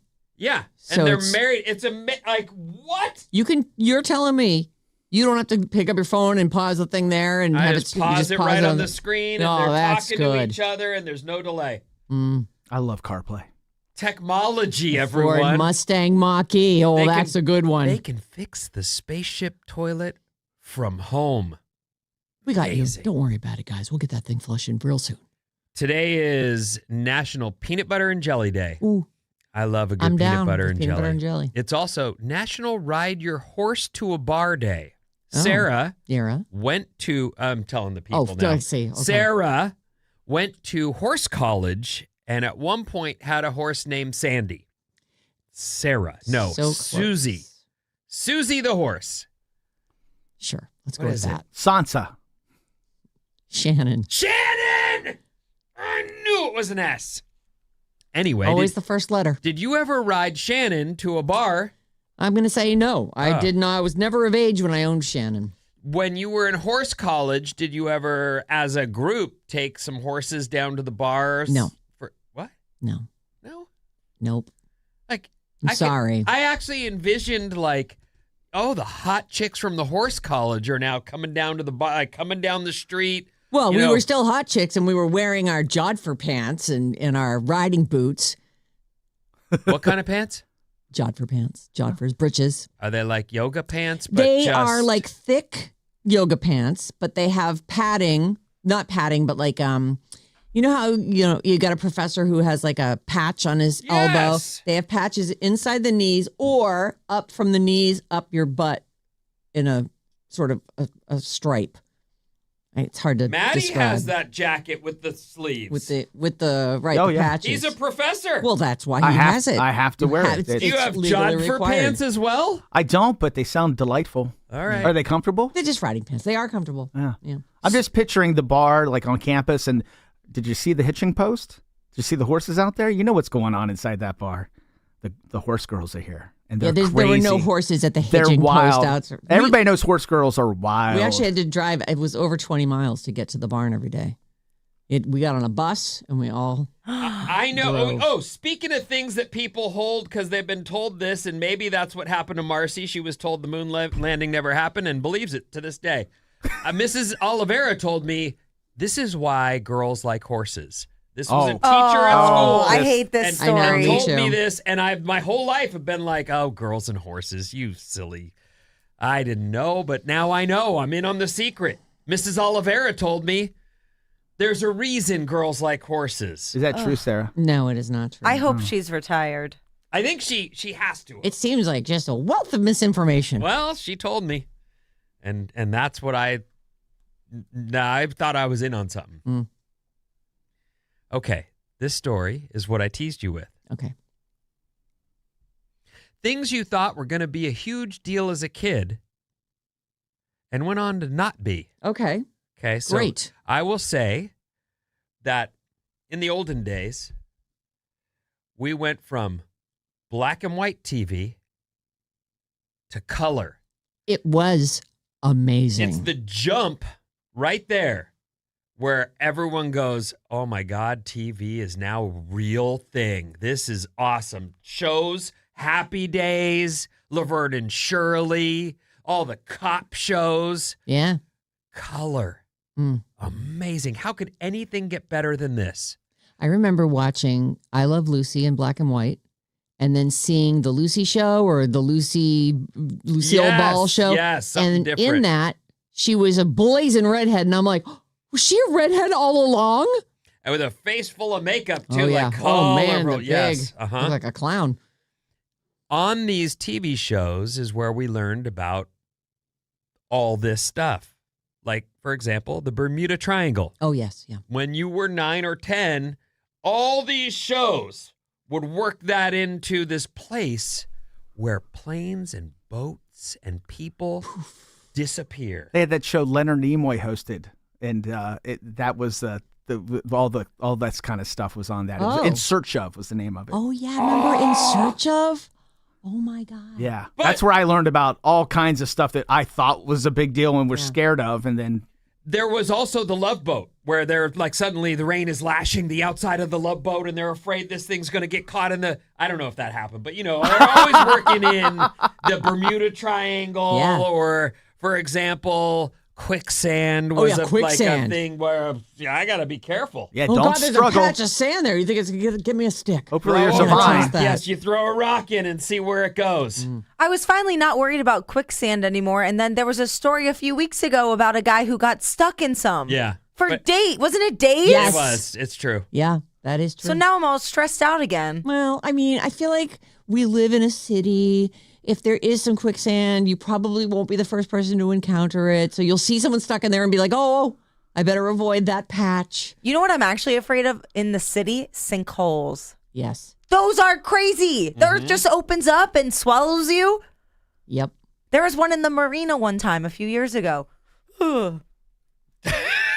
Wow, sinkholes. Here's a list of things you thought would be bigger by now and just hasn't happened. Okay. The Bermuda Triangle.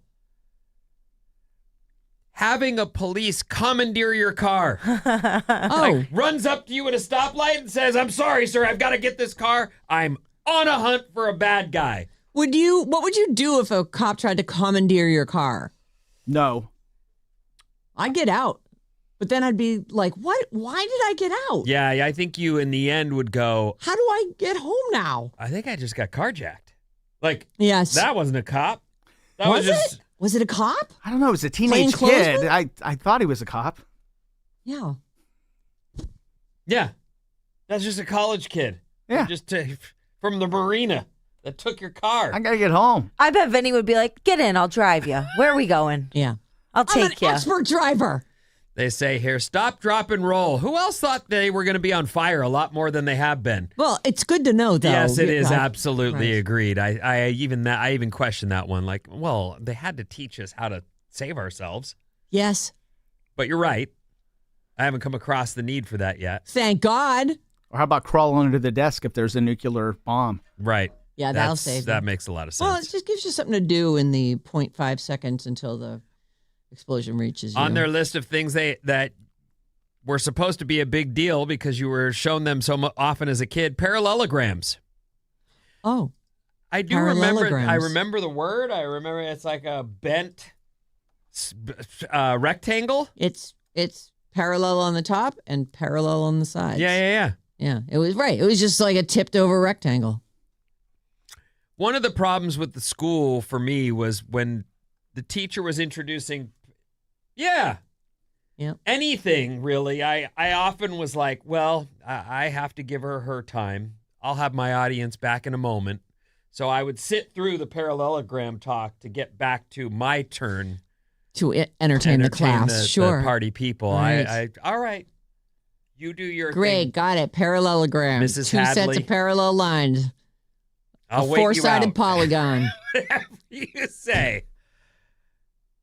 Dinosaur relevance. Oh, yeah.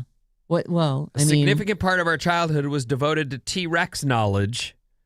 And yet, turns out T-Rex was not like, I said something was a T-Rex the other day, and somebody goes, no, that's a Velociraptor. No, it wasn't, though. It was like some other thing. And they're like, you can tell because it only has 2 fingers on each of the front hands. Kids love dinosaurs, though. Oh, They my do. God. The dinosaur knowledge is ridiculous. our next door neighbor, there's the boy's name is Mirko. He's a great little kid. And at the time, him and Isla played together quite a bit.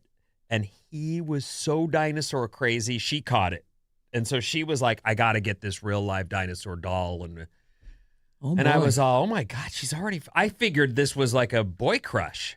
Like But she fully embraced she it, just and liked having a friend to play with, and he was into dinosaurs, so she was. adopted his enthusiasm. I like it. They've fallen out. They're still very much friends and cool, but he's still into boy things, and Yeah. she's like, I don't want to play with, what do they call those things that from Star Wars? Oh, the Lightsabers. Lightsabers. No, It's she like, wants to I don't- play with lip gloss. I don't want to play with lightsabers. Yeah.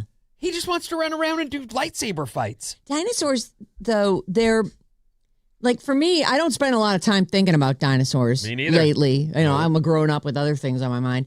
But when I do let myself take a few minutes to think about dinosaurs, like, it is actually insanity that hundreds of millions of years ago on the planet we live on now, there were basically dragons.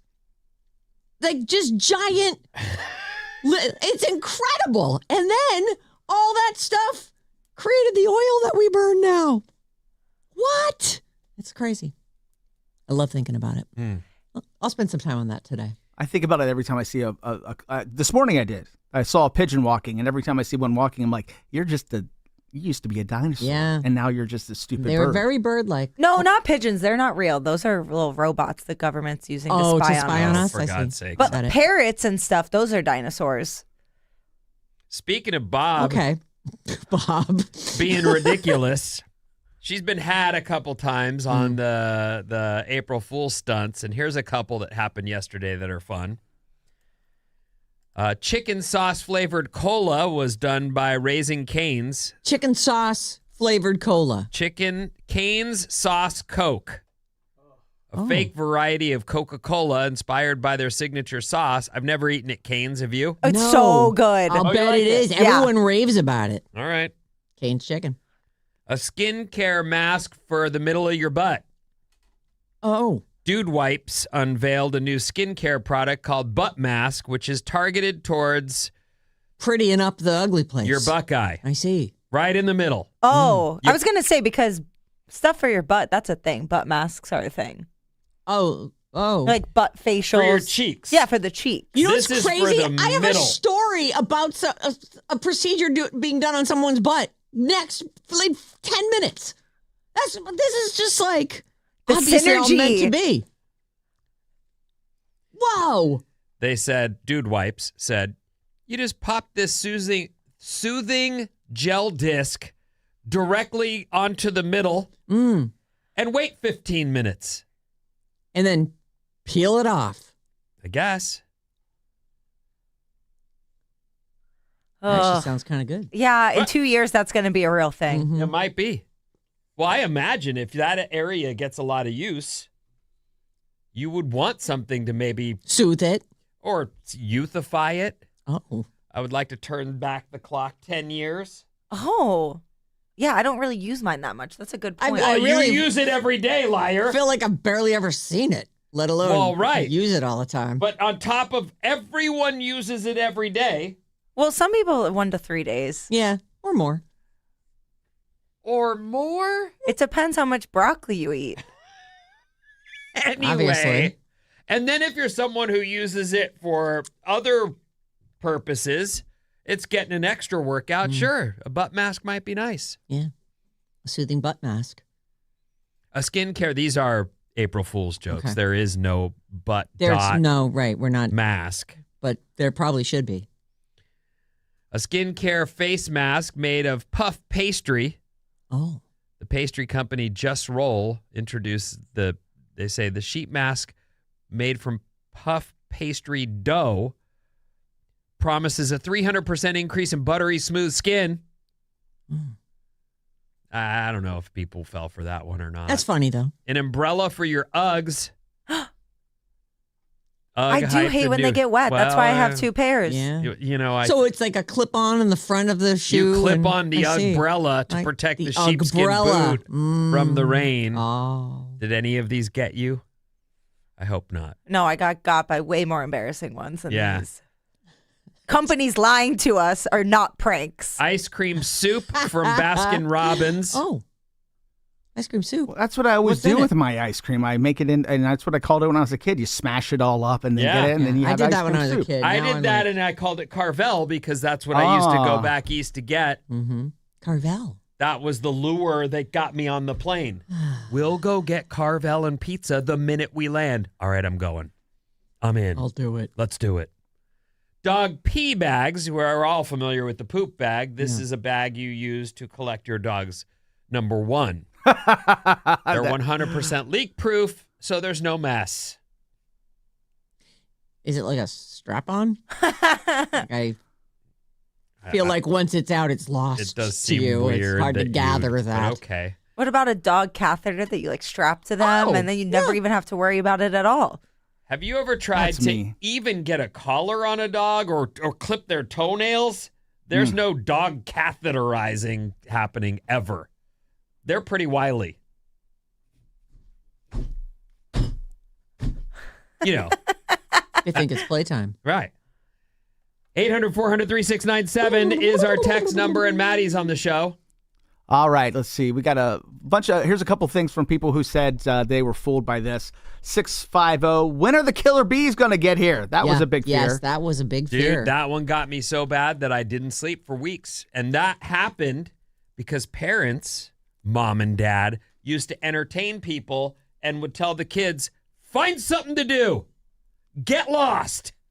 And there I was watching the killer bee Documentary. documentary or whatever it was. But they sold it to me that they're coming up into California and we're all dead. Oh, what happened? It was one of those movies that was on like the day after. It was like on ABC and it was the killer bees. The and- Africanized killer bees. Yep. Yeah. They take out entire farms of cows. They're coming. And did they not come? Did they didn't get come. stuck They in didn't- traffic? I don't know what On the happened. They got 101? stopped at the border. My mom was like, oh my God, I haven't slept in weeks because this kid won't sleep for weeks. And it's because they threw a party and I was allowed to pick whatever TV show I wanted. And I wasn't smart enough to say, this is scaring the number one out of me. I should turn it off. 707, acid rain. Used Oh, to be yeah. terrified of that. Yeah, we used to get a lot of that. Acid rain. 707, I leaned over a candle when I was 14 at a birthday party. The end of my hair caught fire. I stopped, dropped, and rolled. I was the laughing stock at school for years. Why would you be the You laughing saved your own stock? I life. know.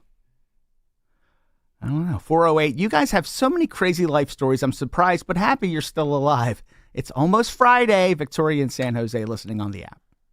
Oh, it is almost Friday. We're going to take a quick break. When we come back, micro needling and Fleetwood Mac stalking.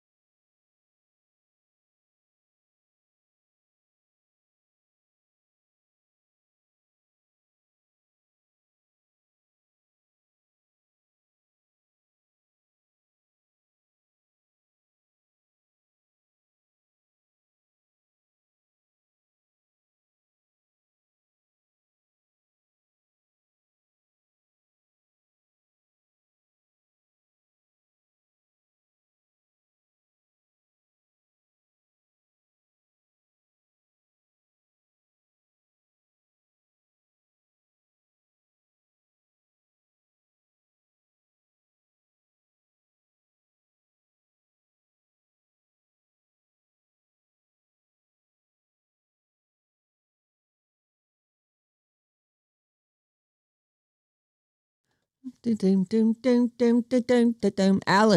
97.3. Sarah and Vinnie, Alice's morning show. It is so pretty outside. Beautiful. And the moon was amazing this morning. Ow. This part of the show is brought to you by Creative Energy. Let's talk about hot tubs, shall we? All right. April is spring savings month at Creative Energy. Don't miss the endless pool sale. That's where you swim against a current. You can set it for, coming at you really fast and get a good workout in. I love swimming for exercise. It's a great great way to stay in shape. They've got an endless pool sale going on through the 14th and more savings the rest of the month, too. Stop by Creative Energy and upgrade your home today. I believe that I am at my 1-year anniversary with my hot tub. Oh, good for you. We love that thing. I would say and I realize that, you're looking at a dad bod guy saying this, but I did love to exercise. I'm a little short on time these days, but swimming and yoga as you age are the best ways to stay in shape. Low impact, great balance. Yes. So I think that endless swimming pool is a great choice if you can do that. If you can swing it, you should. Yeah. And they don't take up, it's not like putting in a pool at your house. Right. It's nice. I'm reading this book where the guy swims every morning. Mm-hmm. And it just sounds so like he talks about how meditative it is. And it's usually very mind clearing for him. You can call or text us any old time. 800-400-3697. Email us, Sarah and Vinnie at Odyssey.com. Odyssey. Yeah, that's like our general business email. But if you've got a problem, we would like to solve that for you. And you should send that email to badadvice973@gmail.com. I'll look through those again, probably by tomorrow morning. I make my final selection. We're happy to help. We can't thank ourselves enough for all the help we provide. God, we're amazing. How do we do it? I don't week know. after week. So we'll have a Bad Advice segment tomorrow at 7 a.m. And if you miss it, don't worry. We podcast the whole show. You can even watch us on YouTube. Right. We're live on YouTube right now. What? Enjoy. Yeah. Oh, everyone's smiling and making faces. I winked. That's nice. Winks are cute. Okay. Let's start with microneedling. I don't know about all the things that people do to their faces. One time, I want to say we had Chelsea Handler on, and she was talking about it was something like facial fractal, you beat your face up, and when it heals, it looks better. But it's something like it's punch super yourself strange, in the face. but I do think we're all looking for that next thing that's really, and she was on that path. Yeah. So microneedling is the new way. Apparently, yes. Well, I've never heard of it before, but it was getting talked about on Kelly Ripa's show with her husband, Mark Consuelos. And apparently it's something that you do on your face, microneedling. And she went on to a podcast where they were talking about this microneedling, and she goes, "Oh, I didn't get that on my face. I got that on my butt." This is Kelly. Kelly Ripa. She's smart, by the way. Making your husband your co-host when she's in charge, there isn't a damn thing he can say that isn't going to get him in trouble. So he's just got to mind his manners. I want you to come over here and just take a look at this. This is actually from a couple years back. I remember seeing it. They're Mark Consuelo. They're at the beach in bathing suits or in a pool. Jacked, huh? No, I'm not done. Come back. Oh. So she's bent over and smiling at the camera, and he's just like, oh, staring at her butt. And then that's the view from behind. Like she does have a fine hiney. Yeah, she's hot. Now, I don't know that she does this microneedling all the time. She's hot, but she's really skinny. But she did it on her ass cheeks, and she said, so I got it done. And they were like, well, did it improve it? And she says, I'm going to tell you something. It's just as old as it was before. So it didn't work, she's saying. She's not saying that there was any great shakes. Maybe she felt better about it. Can you tell me what microneedling entails, please? Here's what so I had to look it up too because I did not lay it out in the story. So microneedling is a minimally invasive cosmetic procedure that uses fine, sterile needles to create tiny, controlled punctures in the skin surface. This technique is often called collagen induction therapy, which stimulates the body's natural wound healing process to increase collagen and elastin production, resulting in firmer, smoother, more rejuvenated skin. That's the theory. We will stab you in the face 50 million times. And they have so I'm looking Or at the butt. or wherever I guess you would like some improvement, some more collagen. It looks like a wide pen, and it's doesn't seem to be producing blood, but they're pulling the skin tight and stabbing it in. It treats common skin concerns like acne scars, fine lines, wrinkles, uneven skin texture, large pores, and sun damage. They say the micro injuries trigger this healing response, and they stimulate skin remodeling. I'm going to go get my skin remodeled. Well, so I would do just about anything that was going to make me look better that's not, besides having a ponytail face surgery thing, like where they pull you. But it doesn't sound like there's results that you would expect. Well, maybe there are. And when I was a young man, I had a girlfriend that told me, "You're so lucky." And I was like, okay. Is this like a bit where you tell me I'm lucky to have you or whatever? And she goes, "No, that you can shave. It's so good for your skin." Is it? I went, "That's absurd. You too can shave your face if you think there's great benefits to it. It sucks. I don't want to. I have hair growing out of my face. The minute I'm done shaving it, it's already on its way back." Yeah. How's that lucky? It doesn't seem lucky. But she was trying to explain to me that shaving is so good for your skin, and I just thought, well, then shave. Go ahead and shave. The razor removes dead skin cells, helping to reveal a fresher, brighter complexion. Well, then just shave. Yeah. I've seen those little. Yes, they rebranded shaving for women as dermaplaning, and they make these tiny little blades that are cute, and you are supposed to kind of gently wipe them down your face. So, the first time I ever saw this was on Big Brother. There was a hot chick and a nerd. And she was doing that. She had her own little thing. And it's not like just a mini razor blade like you picture you shave your legs with. It was like sticking outward. Yeah, it kind of looks like a toothbrush almost, but very small. And she was scraping, and she's scraping, and all of this, it did look like she's doing it on his forehead. And she's scraping. Oh, she was doing it to him. Oh, okay. She's going scrape, scrape, scrape. And then she would take it, and there would be a bunch of dead skin there, and she'd wipe it off. He doesn't exfoliate.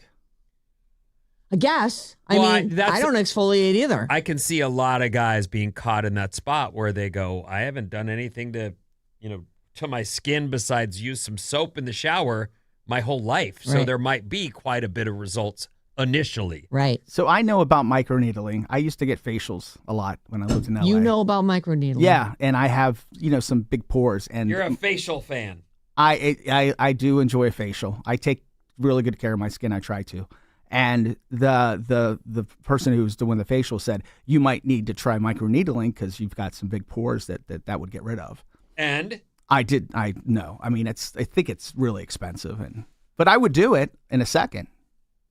I'd try If there's a spa out there that would like to spend some money advertising on the Alice, we'll get microneedles. I'll tell you, there's a lot of stuff as we age where I'm definitely all in. I would love to get that laser hair removal. Oh, on your face? On my ears. Oh, yes. Like there's a couple spots where I'd go, and it's not like I don't have a bush growing out of my ear, but that hair, the one, it's not going away, even though I yank it out. I'd love to get that done. Yeah. There's tons of stuff. You don't have a little, electric razor for your ears? I do. But if I had someone who permanently lasered it off, I'd never have to think about it again. Right. Who among us hasn't had a busy week and suddenly you find yourself looking in the mirror and going, "Ah! I've been walking around with that thing coming out of my eyebrow," or whatever it is, where you go, that random 1 inch of hair that just sprouted. Right. And you didn't notice it, and you don't know how long you've been living with it. I noticed over the last few years that John will have like a cut on his ear. And I was like, and one time it was like bleeding, was kind of going down his neck. And so I'm like, what happened to your ear? And he goes, oh, I cut it shaving. I'm like, your ear? Yeah. He's like, yeah, I got all these hairs bursting out of my ears. That's what I'm trying to say. There's plenty of stuff I do, but I'm not doing microneedling. I don't think. Couple texts on this, 415. My daughter has done microneedling for acne scars. Made a huge difference. She was so insecure about her scars. They're all gone. Lives in Livermore. And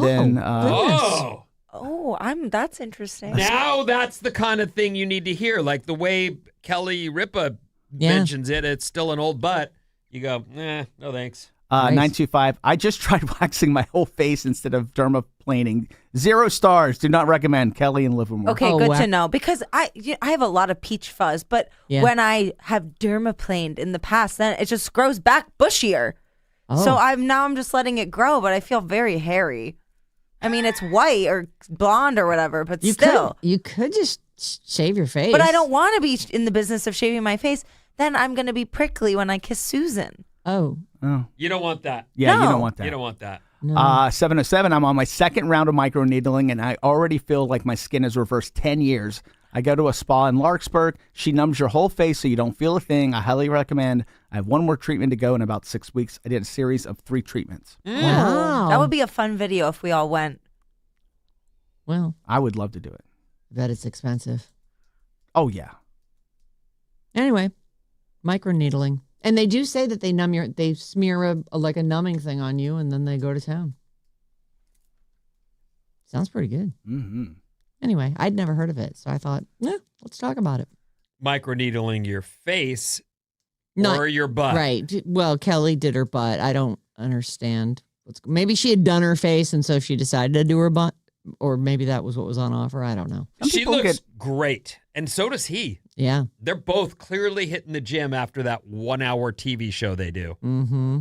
She might have had, some people get acne on their rear, and maybe she had some scars from that, and that's what she wanted. Get rid of them. Kelly Ripa net worth.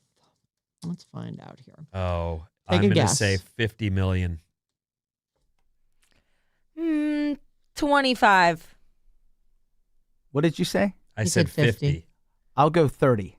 She is worth, this is a point for Vinny, she is worth $120 million. She came Good in for her. behind Kathy Lee Gifford, right? Yeah. She's I been there never the whole even time. watched this show because I've been doing radio the whole time, but I do know of it. I know of Regis Philbin, and he was a fixture in New York forever. And so that show was a hit. And then he left and it became hers. She truly took over that entire show, and she's been cycling hosts through for. And now her husband is permanent. She earns an estimated $22 million annually just as the host. Oh, host and executive producer of Live with Kelly and Mark, a role she's held in various forms since 2001. So Live is her primary income. However, she runs a production company called Miloho, which produces various television projects. She's written books. The net worth of their household is about $160 million. I don't know this for sure, but did she come out of soap operas She as did. well? So All My Children. So Yep. she was an actress before she went on to do Successfully transitioned from a soap opera actress on All My Children to one of the highest paid daytime television hosts in the industry. Congratulations, Kelly Ripa. Go get whatever you want done to that fine butt of yours. Mm-hmm. Next story. Lindsey Buckingham was at times the guitarist for Fleetwood Mac. He has a stalker. Oh, no. Yes. He was going to an appointment yesterday. I think it was in Santa Monica. In real life. In real life. Like this is just him Yes. in real life. Okay. He is 76 years old and was targeted by a woman when he arrived at an apartment in Santa Monica yesterday. She doused him with an unknown substance. It doesn't sound like it was acid. Oh, Thank God. God. Oh. I know. But he was on his way in and she just got him. This woman, by the way, is a stalker of his. The woman, authorities describe as a stalking suspect through the unknown substance at Lindsey Buckingham as he entered the building where the appointment was taking place. ran away after the attack, but she was identified. He knew of her, and has not been an arrest made. It sounds like she got away, but they know who she is. So authorities say that Buckingham's familiar with the woman from prior incidents, and she likely knew where he would be after learning of his appointment. Well, after learning of his appointment, it sounds like she follows him. Yeah. Is what it sounds like. And it's tragic because no matter what they do to her, it won't be worth the amount of fear and trouble this guy's going through just to have a day. It does not appear that he was injured in the attack. Well, it could be anything. Water, number one, Windex, Right. Whatever it is, Doesn't it's not matter what okay. it is, The guy right. had something thrown at him when he's just trying to, sucks. Here's the potential name. They say Buckingham and his family have had past stalking issues with 54-year-old Michelle Dick. Like Andy Dick. They got a restraining order against her after years of harassment and death threats. It's not clear, though, if the woman involved in this incident is that person. It looks like there's some legal analyst who weighed in on this. This is certainly assault if the unknown substance is a chemical that could lead to a state prison sentence of up to 4 years.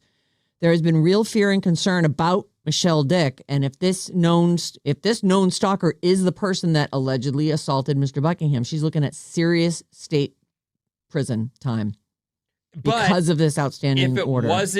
If it was just water, then she just is going to get on down the road and in order to get him again. Right. This is awful. I know. It's terrible. And by the way, I'm not just outraged that it's some, dude. This happens to women too, where they're being stalked, and this is not okay. And yet, and not famous. You don't have to be a famous person to be stalked. Right. The laws are in their favor, not yours. Right. Sucks. Well, he hasn't done anything to you. Yeah, but he's threatening me. Yeah, I'm fearful Mm-hmm. because of the time I was going to an appointment and had something thrown on me, and in the moment, I didn't know if my face was going to melt off because it's acid. Right. Can you imagine? That must have been terrifying. Yeah. So I can imagine, and it probably, at this point, he should just move. I mean, isn't that awful that you would have to? That's where the guy lives. What else are you going to do? I know.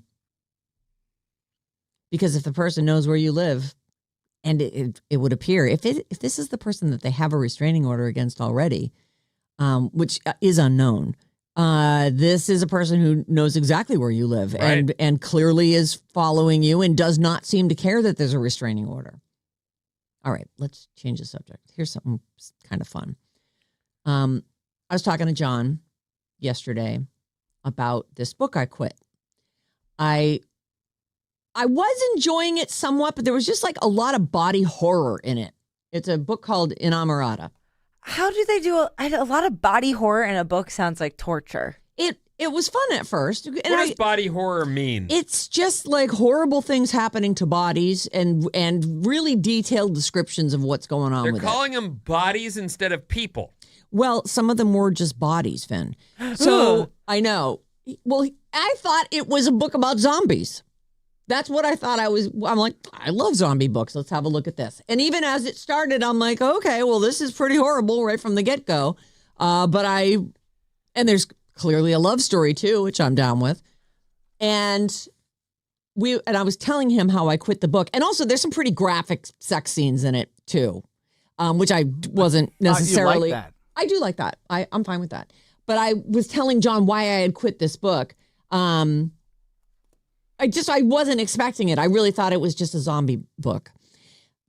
I was totally fine with the sex being in there. So I was telling him, I go, yeah, I quit it because I don't know. I was starting to like at night, I'd close my eyes and be like, oh yeah, that one thing that happened to that person. Like, oh. And apparently this is a bestseller. I think they're going to make it into a show or something. Inamorata. I never heard of it. I don't think I've heard of it. So anyways, I'm quitting the book. I did quit the book. I started the new Dan Brown because that sounded great. And it is great so far. It's interesting. Only a little ways in. It's really interesting. So we're having this conversation and I'm telling him why I quit the book and everything. And he goes, oh, I just quit the book when the sex scene happened. I'm like, why? Like, What's wrong with the sex scene? Like, I'm telling you about all this body horror stuff, and you're fine with that, but you're like, oh God, a sex scene. I mean, he goes, it just takes me out of stuff. He's like, it's like when I watch a movie, if they start like, I get it, I like the romance, oh, they've got chemistry, blah, blah, blah. I don't need to see them horizontal or, whatever crap's going to go down. He goes, it takes me out of the movie. I just think about all the people who are standing around filming it and making notes. I don't do that, but I absolutely think that you could be artful about the sex scene. I don't need to watch it. I get it. And then the rain fell. We know the two people are in the bedroom. The rain falls. Right. It's we'll happening. Use our imagination. Yeah, we get it, bro. Yes. I'm all about the kiss anyway. On top of that, you have this whole, now there's all these space people and who are in there coaching them up, and you just go, you don't need to. An intimacy When I want to see something sex related, I'll look at something sexual, and when I want to watch entertainment, I don't need sex related to that in any way, shape, or form. Right. If something funny or tragic happens during the sex, that I think you should include. Okay. If there's something that forwards the plot. But if we're just like at the point where they've finally given in, they're making out, can't we just watch them close the bedroom door and be done with it? Well, I don't know, because to Vinny's point, I think for a lot of people, particularly women, romance and sex are very intertwined. So if we want to see our sex with, feelings and characters that we know. I don't like being definitive in any way about it, but I would say you're right. Like, it is probably for women, because I think men in general want to see, if they see a naked lady and they get stirrings, they will use what's available to them for the purpose of finishing that thought process. Where I'm like, oh, look how tender he's being, and right. Like I don't mind a sex scene. You could stop it at the kiss, but if it goes further and there's and it's cute, whatever. It doesn't take me out of the movie. John's like, it ends the movie for me. I'm done with it. Me too. That's a bathroom break. So Sharon Stone says, and you'd think that, this is the lady who did that scene in Basic Instinct. Like, it's nothing now, but it was groundbreaking at the time. She crosses one leg over the other and leaves a gap, and everyone looked up her skirt and went, oh my God, I think I saw something. No underwear. Yeah. Pause. Ooh. Yeah. Scandal. You should look up that scene. Sultry. I'm sure it'll pop right up. And that was the olden days before everything was all shaved and everything. If I recall. So she says, I fast forward through sex scenes when they come on TV. Yeah. I don't want to see it. I don't want to have to go through all of this blatant, harsh sexuality. For me, it steals from my own imagination. I prefer my yearning, mystery, desire. I want to keep that alive inside myself. An example of this would be the speculation around whether or not she was wearing underwear in the Basic Instinct scene. She says, I think that idea of, oh my God, this hope, this wonder, this hope, this intrigue, this yearning is something that all of our profound sexuality is based in. So if you're watching a movie with Sharon Stone, she's going to fast forward over the sex scene. I'm with her on that. But I also don't think girls grow up stealing their dad's Playboys and hiding them in their own room and pretending to be having sex as best they can. And I did that every day since 12. Like, that is a thing that guys do. Girls don't do that. Not that way anyway. Yeah. And I've heard you say a million times, like, tell me, don't show me. Yeah. Also, I can just imagine something. And that I don't need any visual aid. In fact, if anything, a visual aid takes it away. I see the time. We all see the time. What's coming up then? A teddy bear hospital and more after these.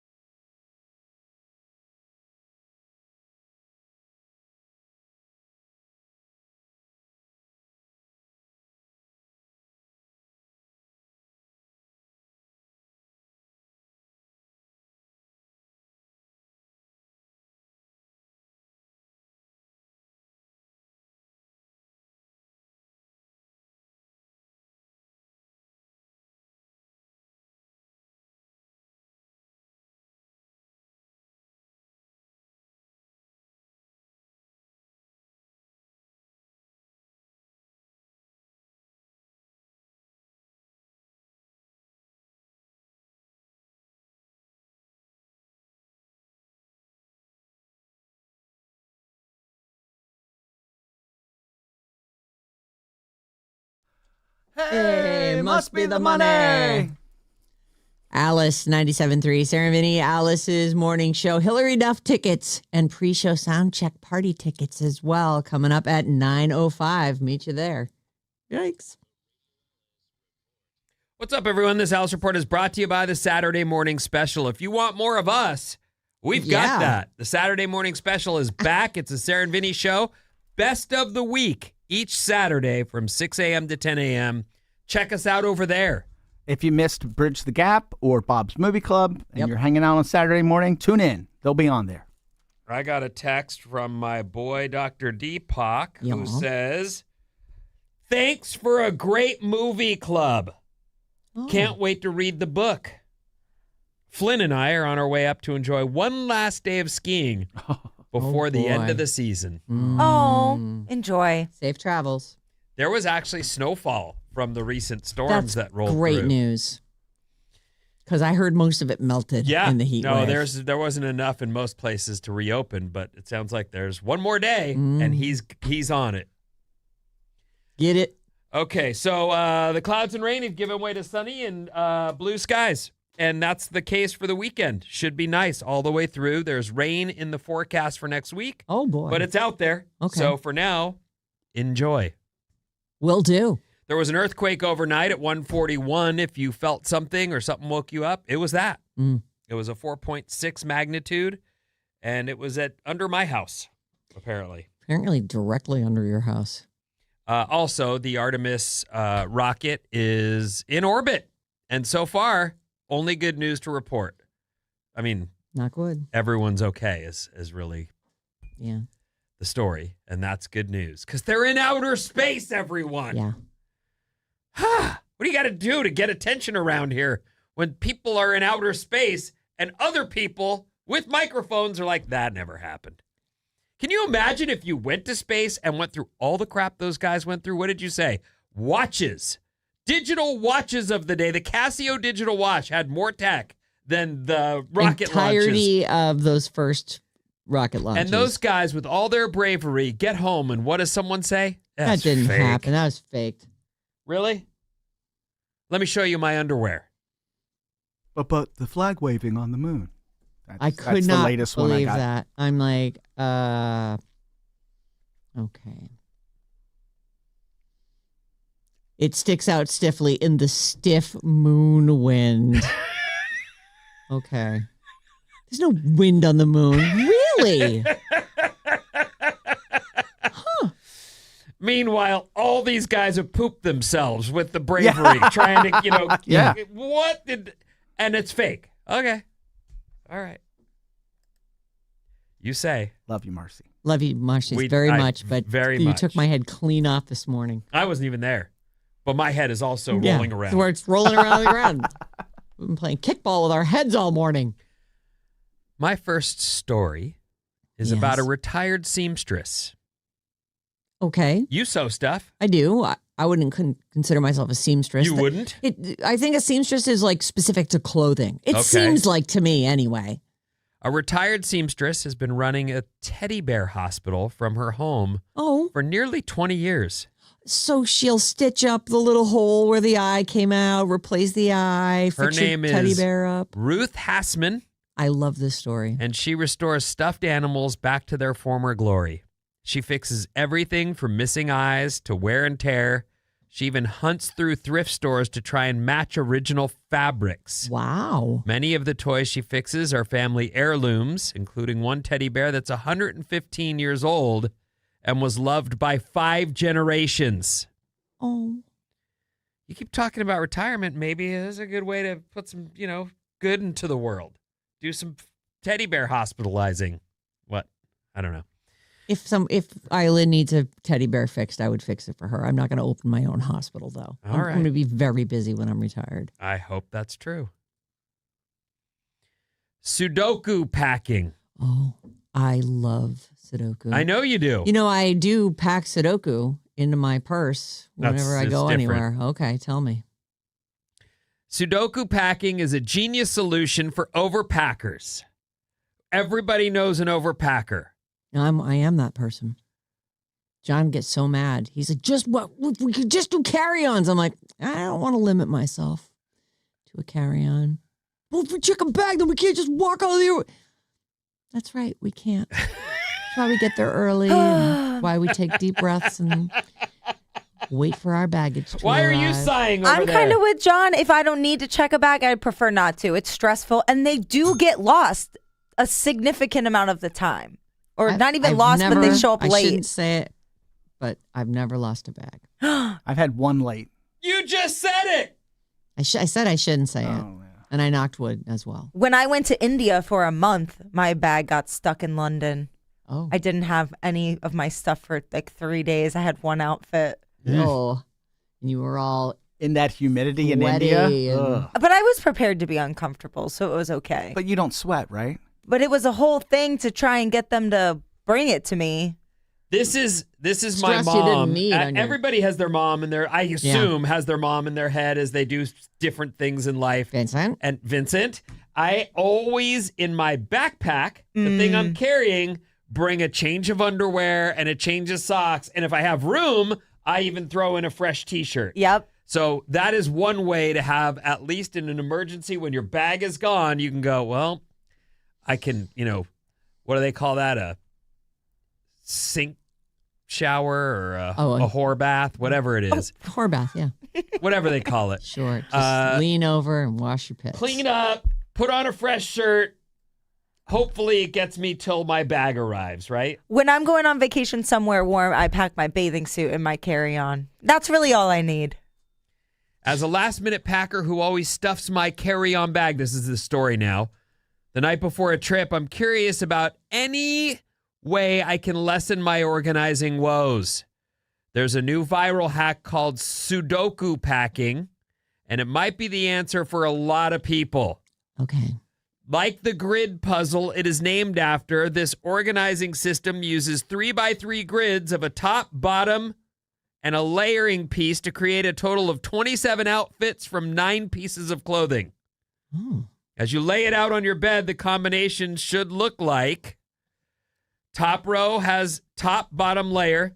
Middle row has bottom, layer, top. Bottom row has layer, top, bottom. Get it? They're all... Yes. The Sudoku packing term has been around since 2016, but packing Sudoku recently went viral after multiple travelers shared their own effortless combinations for trips. This is a way to have multiple looks with a minimum amount of clothing possible. And they're not counting socks, underpants, bras, Doesn't look like it. jackets, sweatshirts, things to sleep in. Doesn't look like it. Things to sleep in. Yeah, I need things to sleep in. Like I a need- like one T-shirt or... I'd like to, a pair of sweatpants, and I don't know what the boy. temperature will be in there. And first thing in the morning, I don't want to put on an outfit. I want to get up and put my sweatshirt on, sweatpants. Do a search Slippers. and find Sudoku packing if this is something that interests you. I can only explain it. I explained it. If that didn't make sense, you need to look it up. That does make sense, though. That is actually, if you can find things that will coordinate with anything else in your wardrobe, you could create a ton of looks. It's not something that I think about at all, Mm-hmm. but that's because I'm mostly packing bedding.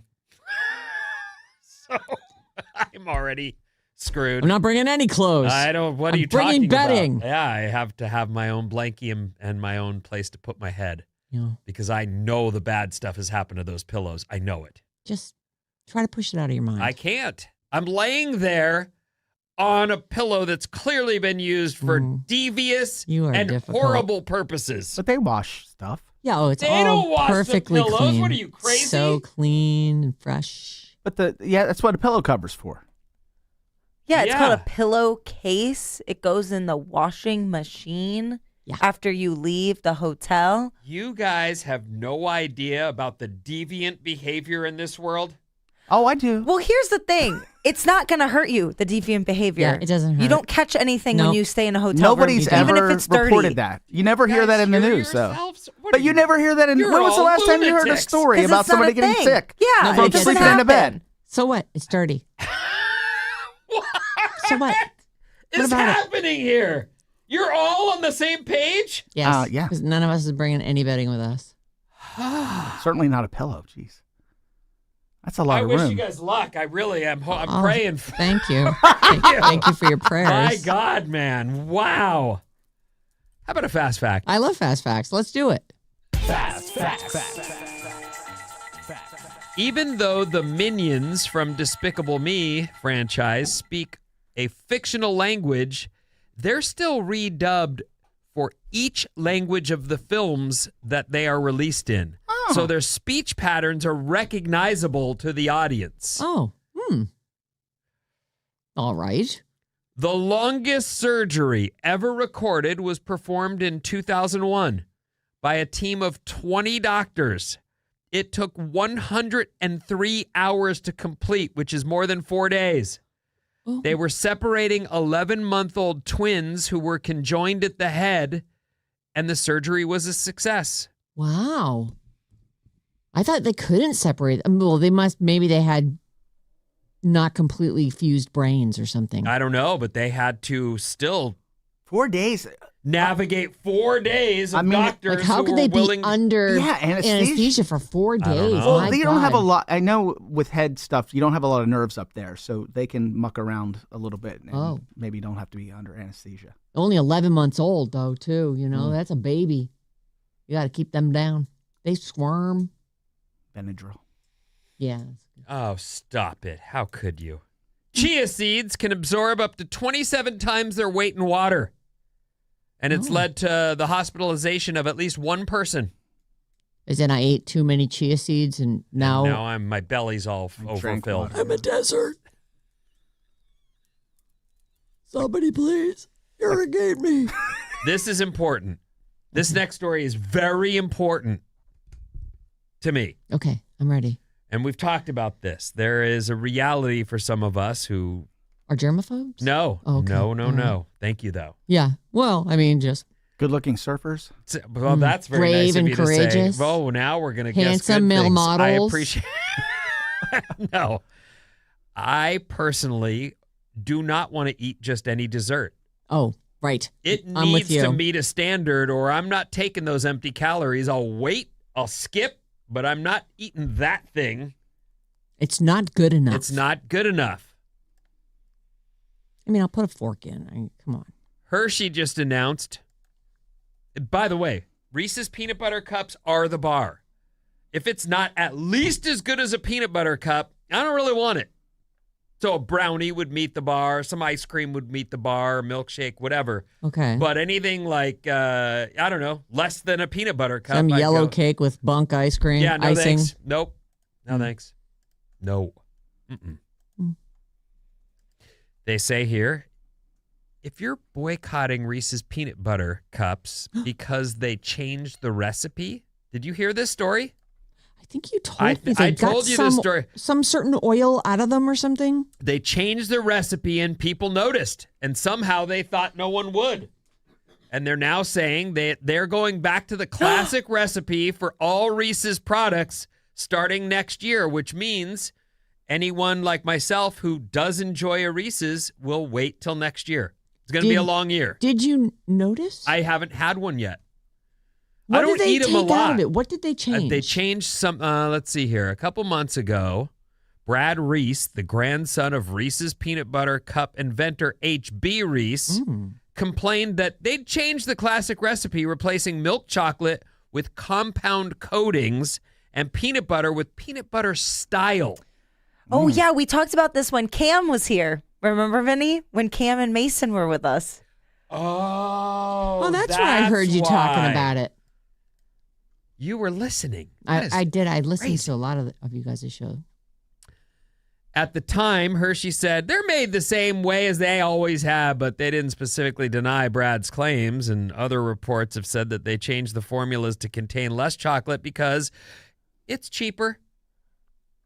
We make more money. The thing that's wrong in the world, the business world in general, in my opinion, and I'm not a, great businessman in any way, shape, or form, but the idea that you have a successful product that people love and everyone who buys it is happy with this product. I will spend my hard-earned money on your product maybe till the day I die. Right. Except It's my that favorite. for you, that's not enough.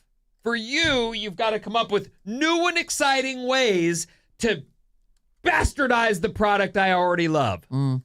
Because business has to grow or business dies. Yeah. How is it that you can't farm this giant audience of people who love what you make? I don't know. Because everyone always wants more or something? Well, isn't there, I assume that, I don't know who the parent company is of Reese's. Hershey's. Hershey. Okay. So Hershey's is publicly owned, Yup. and they are literally lawfully obliged to Find new ways. find new ways. Like they what's have wrong. a board, and only growth is acceptable. Hershey is committed to making products consumers love, and that means continually reviewing our recipes to meet evolving tastes and preferences, except that you'd been selling out. Everybody loved what you were already doing. Yeah. This review process was a way of pinching pennies. It had nothing to do with making a better product for the audience that loves them. Maybe it's why things just get smaller, so you pay the same price, but you get less of whatever it is. Shrinkflation. Shrinkflation. Hershey says they're going back to the original flavor, but it won't be until next year. So I will not waste my dessert option. Just grab a couple Oreos, Vin. I'll find something else, yeah. No problem. Glass of milk. But the good news is that Reese's is going back to the original Sure they are. recipe. Well, that happened to Coke. We famously lived through Coke trying New to Coke. introduce a new product, and everyone went, nope. I've heard that was just a marketing ploy. Well, that's what you say if you've, Right. absolutely bombed out with But your that new when product. when they put it on the market and had the old Coke as well. First of all, everyone went, "Oh God, I got to have my old Coke." And actually, even Pepsi sales went up. Like everything went up. Then everybody tried the new Coke. Then everybody hated the new Coke. And then they're like, Coke Classic. And they wanted to make it a classic. Well, it's a likely story. Sure. 800-400-3697 is our number. And Maddie's on the show with your texts. Good morning. Love listening to you all. You make my day. Vinny, do you travel with disposable sheets? I learned about their existence on the gram. You should check it out. Have a great day. Tiffany in Napa. No, I never heard of this. They let a lot of germs through, Vinny. They're disposable. You want your own sheets. You want your own bed condom. I have just a little wool. You'd call it a sleeping bag because it's shaped like that, but it's a little wool sleeping bag type thing. Oh, sounds itchy. I think it's considered to be a sleeping bag liner, Ah, okay. so you can warm up, or Oh. thicken up the. But I'll pull myself into that up to here, And put your head on your own pillow. and then put my head on my own And then pillow. lay and I'm there good. like a corpse in the bed without moving. I can't. Pencil stick Vinny. What do you Even when do? he What if sleeps. somebody breaks into your room? You're stuck in that little bag. Now you're in a cocoon. Holmes, I always flick that thing over. Oh, they can break that. No, they can't. Big, strong guy. 707. I thought you were crazy bringing your own Betty, Vinny. Until last month when I came back from spring training staying at a casino resort with bed bugs. Do you travel? Oh. Oh no. Yeah. I don't think your own stuff's going to help Your you with own bed stuff bugs. I will don't not think help so you. You will. either. It's actually a bed bug collector. And then you bring them home. Yep. You guys, stop it. You stop it. You stop it. We're not doing anything. You're the one doing stuff. Yeah, you're being ridiculous. Yeah. Have a Reese's cup and be quiet, Vinny. Yeah, and enjoy it, even though it's totally different than it used to be. We're going to take a quick break. When we come back, Hillary Duff tickets with those pre-show soundcheck party tickets.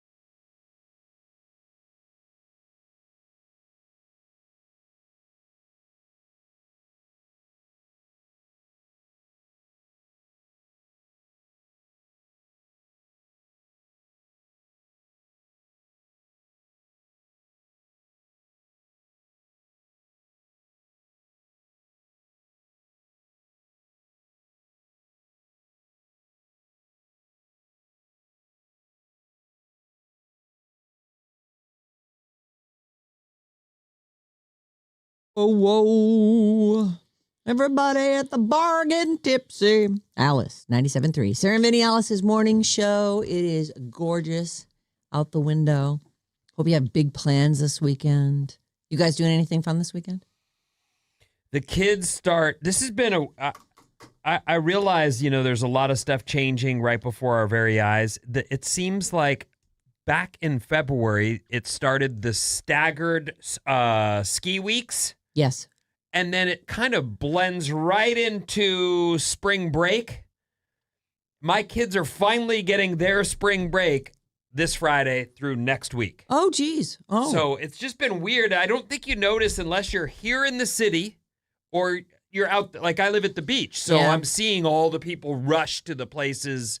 And I just feel like, man, this has been it feels like summer. It's been so long. It would have been a good time to have spring break 2 weeks ago during the heat wave. Mm-hmm. How great would that have been? Well, anyway, so they're off starting this Friday, and I don't know what the weekend will be, but they're leaving Oh, they're leaving. next week. Oh, I didn't. I For a see. minute I or thought this two. was going to be, Super Daddy Daycare. No, they're going to go some places, and then I'll be at home. It's Oh, 1 o'clock. all day long. It's never not 1 o'clock. I do Aw. like to do other things too, guys. Oh, okay. Just so you know. Like butt stuff or something. No. What? I don't know. In the I don't know what hell? you're doing. I don't know what you're up to over there.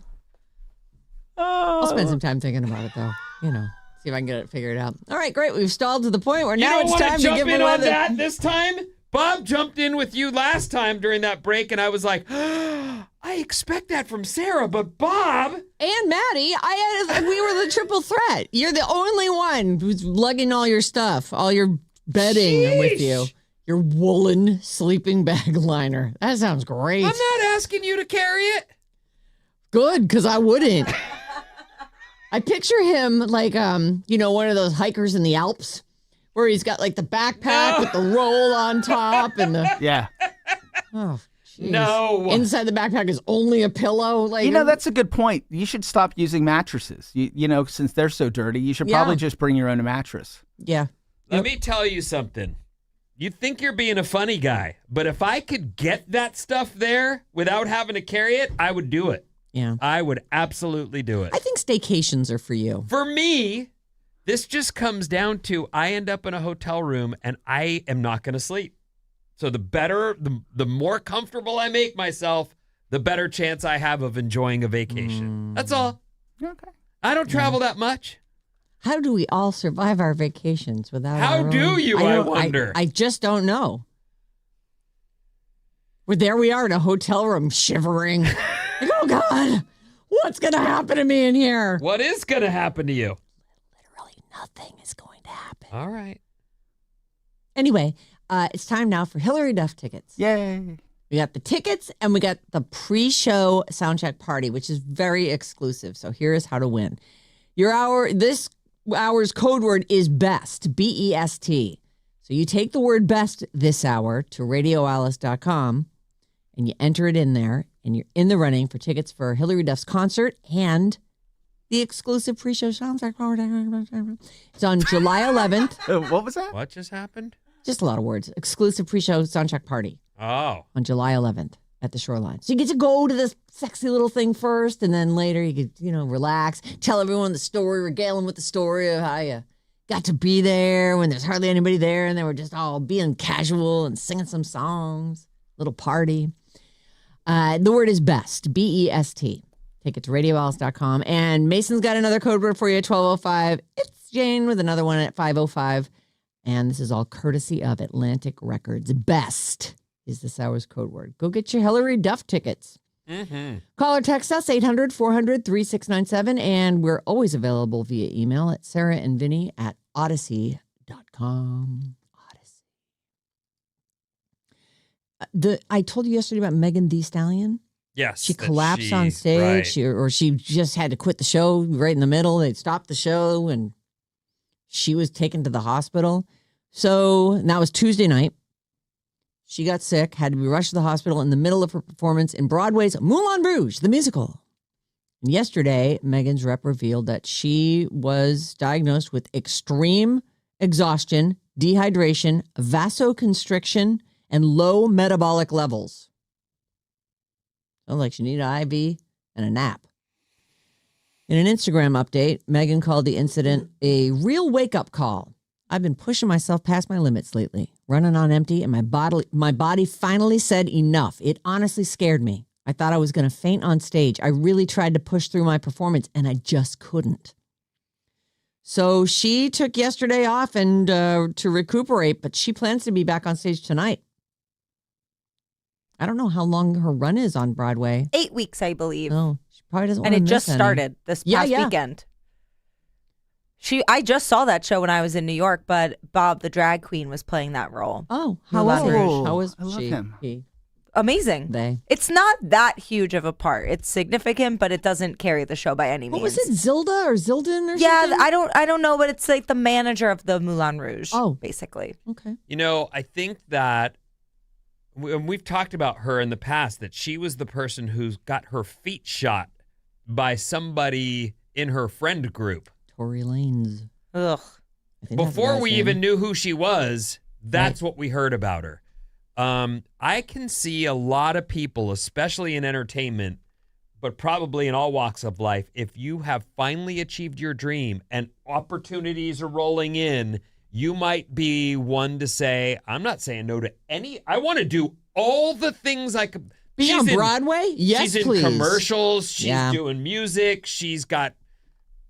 But this is how you find out where your limits are. Mm-hmm. And frankly, I would coach anybody to say, be careful, because you can't do your best work if you're doing all the work all the time. Really, having one massive focus at a time is kind of the way. And yeah, that's what happens when you spread yourself thin. And you know, I get it, twerking though. takes a lot of energy. You find yourself, and she's someone who goes to the gym and she reps a gym company, so she's busy, you know. I give her credit, Yeah. but I would try to start saying no to certain things and have some quality of life. The story before this one about Megan Thee Stallion, I can't remember if I did it maybe on Monday or maybe it was like Friday of last week. What's that? It was that spicy dill pickle, flamin' dill pickle. Cheeto. Oh, the Doritos. Cheetos. Oh, They were- Cheetos. I think they were Cheetos. Cheetos. With It was Cheetos. Nickelback. Yeah. Yeah. that was And hilarious. It was hilarious, and it's still up if you want to. You'd have to scroll down to find it, but we put it up on the Sarah Vinnie Facebook page. And when you were just saying all these other things she's doing, commercials and everything else, I'm like, yeah, that was worth it, though. That was a good one. No, I think that I can see why she wants to do all the stuff, but you also now are seeing the end result, which is exhaustion. And whatever vasoconstriction is, just, sounds like constricted veins. I don't know. And low metabolic levels. She's not metabolizing things quickly. It's kind of, and I don't know what she does. I don't know how if she's got an assistant, but we've talked about that Seacrest kid who throughout the course of a day does a radio show, a TV show, American Idol later that afternoon. Sure. Like it's Probably a podcast. and you might have people who help you walk through all that in order to get to everything and get everything. Why would you want to do that much stuff, dude? Yeah. Have some quality of life. Like, I don't get it. And Maybe then he has goes, no life. I can't find a girlfriend. Wonder why. Yeah. By the way, vasoconstriction is the narrowing of blood vessels caused by small muscles in the walls tightening. It's caused by cold temperatures, stress, smoking, and medications like decongestants. Oh, goodness. Well, anyway, we wish you well, Megan Thee Stallion. Get back on stage. Try to get a little more rest. Stay hydrated. She's a partner to one of the very important Splash Brothers, Clay. She's his partner. They're together. They've been together a while now, Yeah. haven't they? Mhm. So Mm. I'm a fan of hers in her own right, but she's also with someone very important to me. Yeah. Weezer has a new song.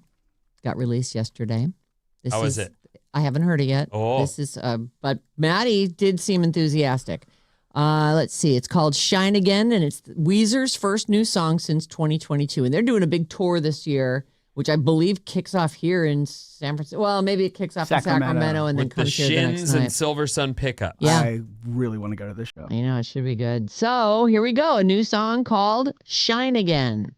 Weezer.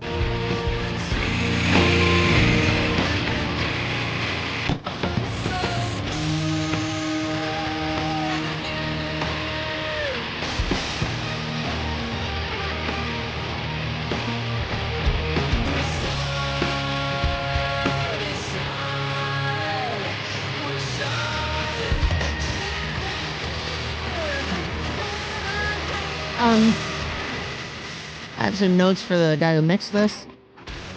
I get it. You're going for fuzzy, garage rock, but I would really like to take the fuzz down a hair. Just me. It's hard to tell if this is the actual version or it's affected by the computer Right. that it's been put on, but I thought it sounded out of tune when he started it. It's a very, even actually just underneath what we were just talking about, listening to the verse, it sounds like Weezer. It just sounds like Weezer through a fuzz box. Give me a little more.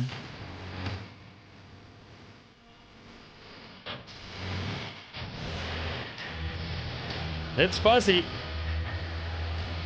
I like it. I said, it's fine. I'm feeling like, even just take the drums and guitar, give me a little more vocal. It doesn't sound finished. It doesn't. It sounds like a rough mix.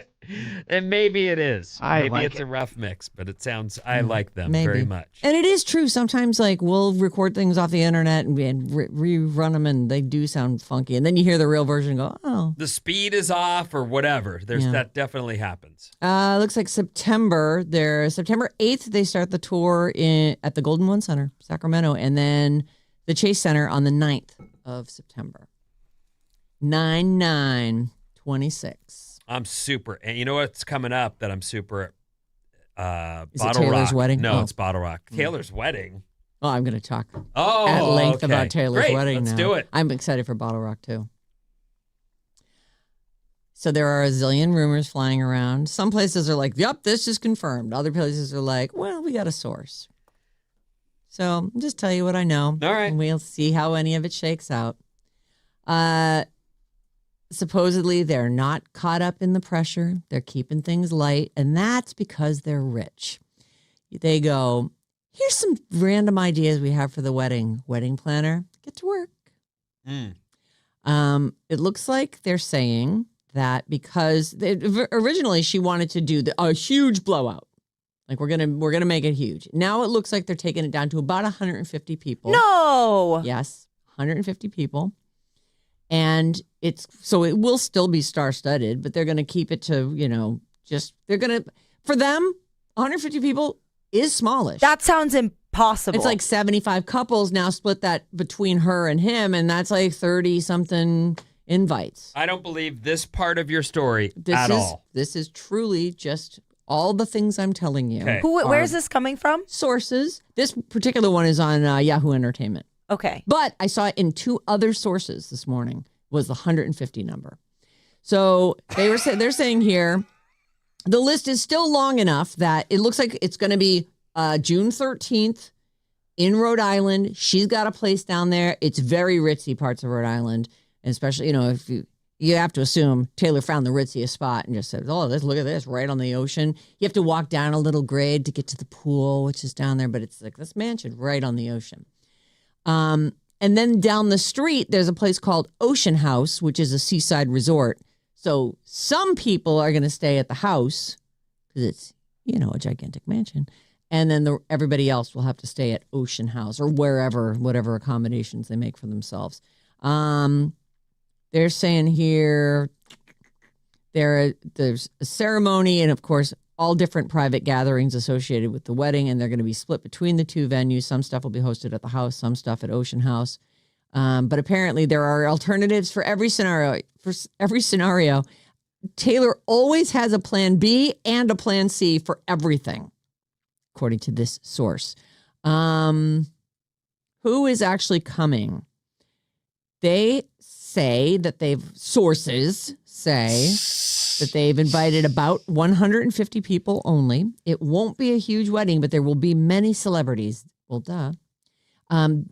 One thing I heard was that she invited Selena Gomez and Gigi Hadid to spend the night before with her alone at the Gigantor Mansion, which seems a little bit hard to believe because I'm thinking like her parents are probably staying there. Maybe his parents.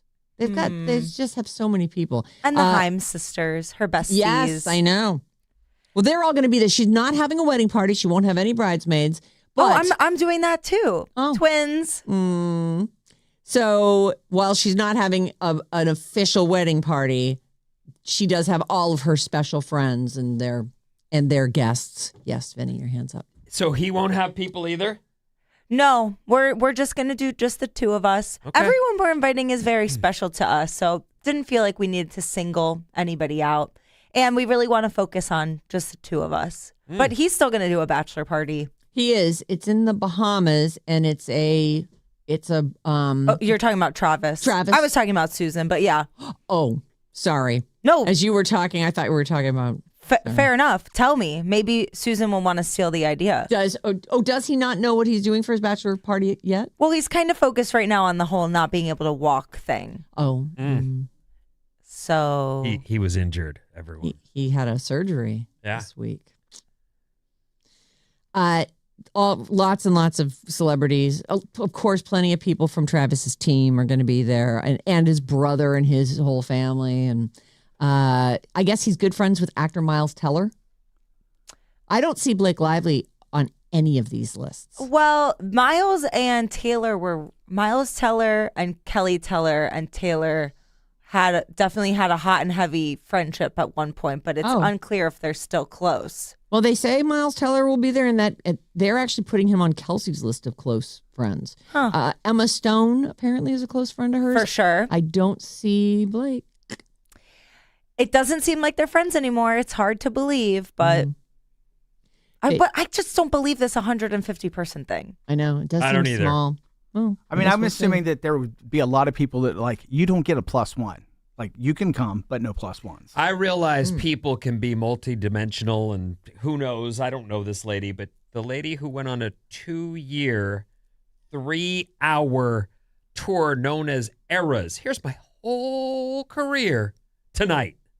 It just doesn't feel like she's a small wedding kind of girl. And she said on what's that show, the British talk show guy, Gordon Ramsay. No. he has people sit on the couch. Graham Norton. Graham Norton. Yeah. She said on that like it's going to be big. Or Yeah. she's inviting a lot of people. So Why I wouldn't mean, you? I guess you can change your mind, You can. but Or maybe the service is small, but she's going to have a big reception. yeah, Oh, that's a maybe. great plan Yeah. too. That's possible. And really, again, that's I sort of qualified this whole thing with.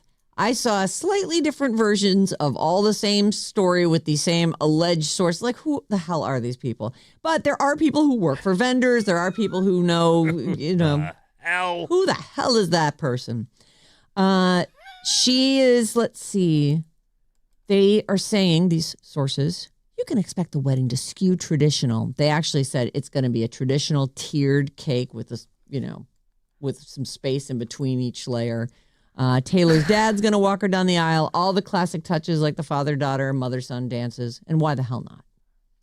I do Why believe not? it'll be traditional. I'm going to guess no money dance.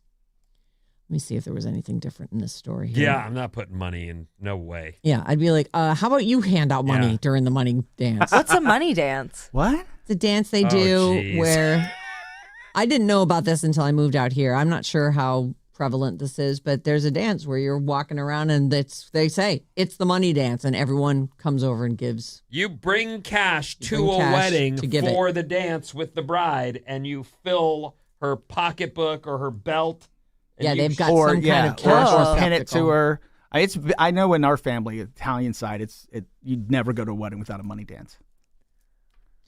Let's see here. They're also saying that the timing on this is not just because it's the number 13. It's that it'll give them time to have their wedding, for them to go on a lavish honeymoon, and for him to still show up for training camp. So, and she says, or the sources say that she is working on she's still in sort of the creative phase, but she's starting to work on new music, and she doesn't plan to tour Life of a Showgirl, but she does plan to put on another record, and we'll see how that Have goes. a baby. That's what I'm thinking. Yeah. They're both 36. Yeah, you don't want to turn the faucet off if you're a person with creativity. You want to No, if you're feeling it, you keep going. you write and keep writing. I'm sorry, I didn't realize that you were talking about Susan at that point, but Travis Kelsey's bachelor party, it looks like it's at the end of May, it's in the Bahamas, and it's a golf vacation. Ugh. His brother Jason Patrick Mahomes is going to be there. There's going to be a villa, a huge villa, and then they're going to hit the links during the day, followed by dinner at home. It'll be chill, says the source that may or may not know about this. Just guys having a good time. Apparently, I'm not sure if this is going to be the exact same place, but Travis Kelce and Taylor Swift, when they first started dating, some of the first photos we ever saw of them kind of at play was at a resort in the Bahamas. Remember those? They're walking out of the water and she's in her bikini. Yep, I do. They stayed at Harbor Island at a $15,000 a night Rosalita house estate. And he told Entertainment Tonight, apparently, after that trip to the Bahamas that he was like, I love it there. That's my place. He says, you get it all down there. All the love in the world. Aw, well, So there you go. enjoy. Anything else on them? I hope we just get a couple pictures of the actual wedding, her I know. dress, and I think we will. She's been very public with this relationship. There is, in a few of these stories, there's a bunch of stuff today. They were talking about the designer for the dress, but then they were throwing a bunch of different names out there, so I'm not sure who's doing that. Taylor's priority right now is her personal life. She and Travis are saving all their energy for the big summer that they have coming up. Making babies. Maybe. I wonder if she saved some eggs. Oh, I'm sure. Yeah. When her long time off, I'm sure she did. If you could afford to, would you have a surrogate carry the baby? No, because I decided for a while when I was in my earlier 20s, I was like, the whole giving birth thing seems really unnecessary. Seems dangerous. And I wasn't feeling very comfortable in my own body at that time of my life, which I think is normal. And so I'm like, maybe I'll just adopt. But then I kind of had the epiphany of, I'm here on this rock doing the human thing. So I'm going to do the whole human thing and I'm going to try and have my own kids. So no matter if you were a billionaire and someone was available and you could just, Yeah, I think I want to have the experience. Yeah. Even though as torturous as it might be. I wonder, though, if, I know Kim Kardashian carried her first baby, but I want to say they did surrogates for the rest of them. She sure did. She was probably like, well, I can't go through that again. Right. I mean, you did it once. And that's the other thing, You too, had the is experience. I would still love to adopt or foster, but I definitely, if possible, would like to have one of my own. There you go. As well. I'm out of time. What's coming up, Ben? So much stuff. And I was just looking for, as far as we were talking about babies, I was just looking at a story. I can't find it again. But IVF is a huge thing here in the Bay Area. Yeah. Like the numbers in Marin and San Francisco specific are like at the top. Really? And so it is a thing that people do in terms of, having kids, and it seemed to be big around here.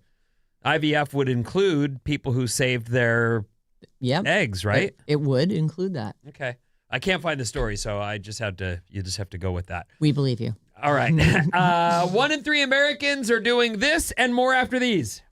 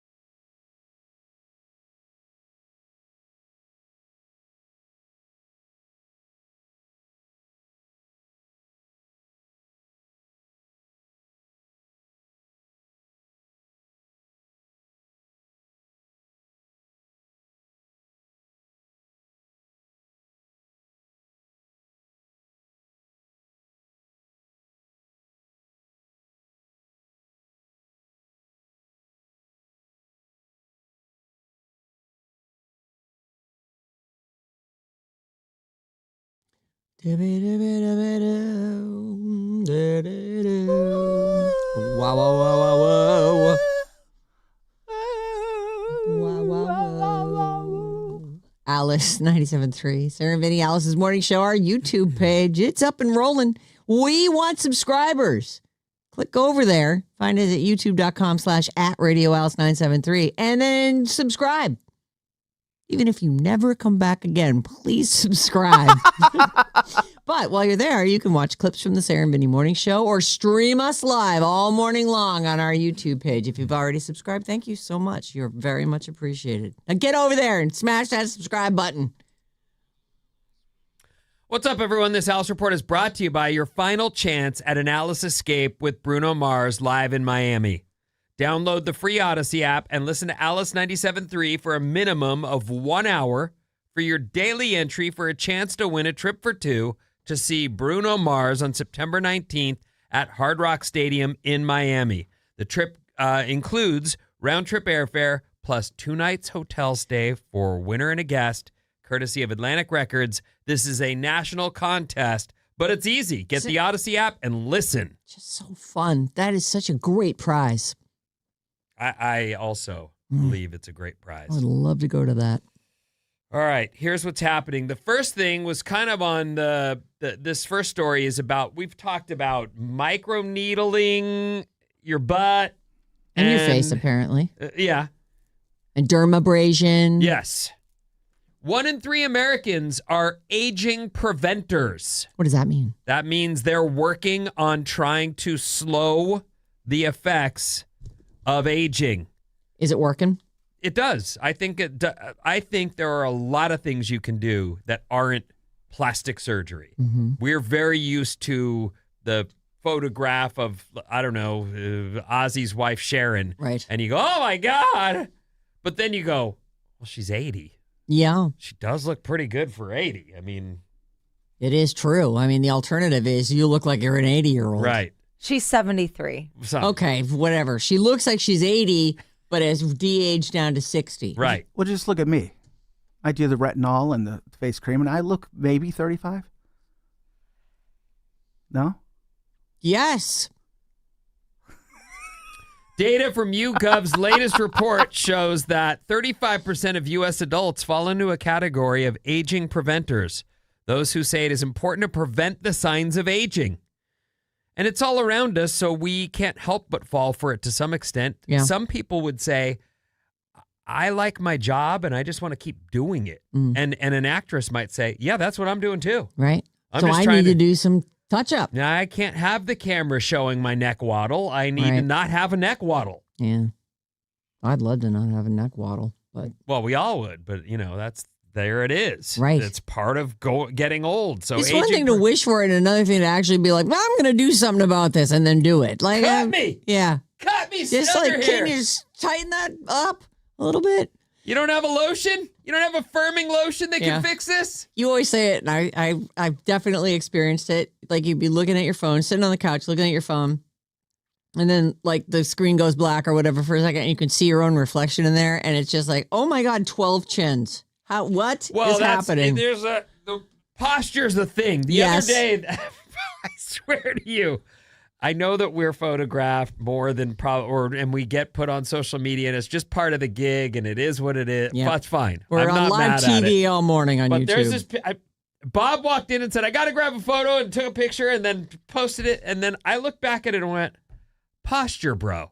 Like, what are you doing? I was like hunched over. Oh, Come on, Vin. I know. If you could at just least stand up sit straight and put your shoulders back. Golly. But we don't think of that. You're just take it. That's why you have to do 2 pictures. The first one you look at and go, oh, I need to fix all these things. and then you do the second It's one. not anybody's That's fault but overrated. my own. Yeah, I just need to sit up straight. Like, I just went, oh, God. Yeah. Oh. Watch all those period pieces, British stuff, and they are just ramrod straight and everything, sitting on the edge of the chair, and their hands just so, and their necks are perfect, and you just think, well, there's a payoff for being stiff as a board. People are sharing the house rules they think everyone should be implementing, and some are good. And this currently is the problem we're dealing with our oldest. Oh. Every time you leave a room, look around you. If you've brought things into the room, bring them back out and put them where they belong. Every time you leave a room, look around. If there's something in the room that doesn't belong there, like your shoes, a jacket, An empty dishes, cereal bowl with scum of milk on the bottom. and it's going back to the same direction you're headed, pick it up and put it where it belongs. This is another house rule. Okay. I like that one, by the way. I think that's absolutely reasonable. And it takes zero effort, really. You have to try at least one bite before you've decided you don't like it. Yeah, Vinny. Ooh, You have to try at least one bite before you decide you don't like something. I don't sit and Open your mouth, right? No holding your nose. Helicopter's coming in. Open up. Don't spit it out in the napkin and feed it to the dog. He won't. He'll just spit it right back at you. I'll move on from that one. You can be mad, but you can't be mean. Okay. You can be mad. These are house rules that people believe everyone should implement. You can be mad, but you can't be mean. I get so annoyed when I'm mad, but I'm doing a really good job not being mean. And then someone's like, "Are you okay? You're mad, aren't you?" I'm like, "Yes, but I'm trying to hold it in. Right.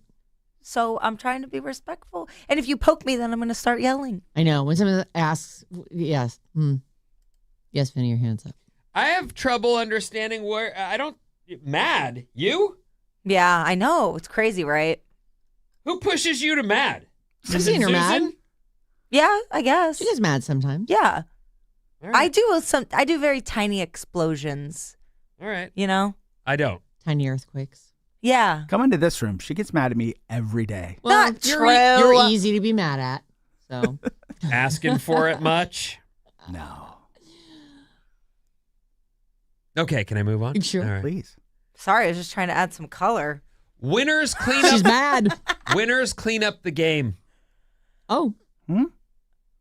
Oh, yeah. After a board game or Yes, something, winners clean up. Yeah, up. that's a good rule. I just won. Why would I clean up? Because I'm that's the winner. rule. The winners pick up the game. I don't know. You know, something that has happened because of their short attention spans, the kids want to play a game during dinner every night. So What? we have all these games we play. What do you meme? Is I one love of them. that game. What What do you is meme? that game? It's where there's a bunch of photograph cards, and then you get a bunch of cards that say all different stuff. And when someone flips over like the photo, you have to look at the cards you've got and come up with the You're best captioning. caption. It's like apples to apples, but for pictures. Or like famous memes. Cards Against Humanity. Yes. Yeah. That's what do you meme? What do you meme? And the pictures are hilarious. I framed a couple and left them in Airbnbs because they were so funny. We were playing the game. Yeah, I always like to leave stuff and see if they ever notice. You framed it? Yeah. You I think- went and bought a frame, or you stuck it in a framed photo they already had there. Both. I've stuck it in frames, and I also went and got a little frame for a couple of them and carried them to the next Airbnb. It's just a little silly thing I do. But so now do you have to buy a whole new game? No, it's just a couple of them. Yeah.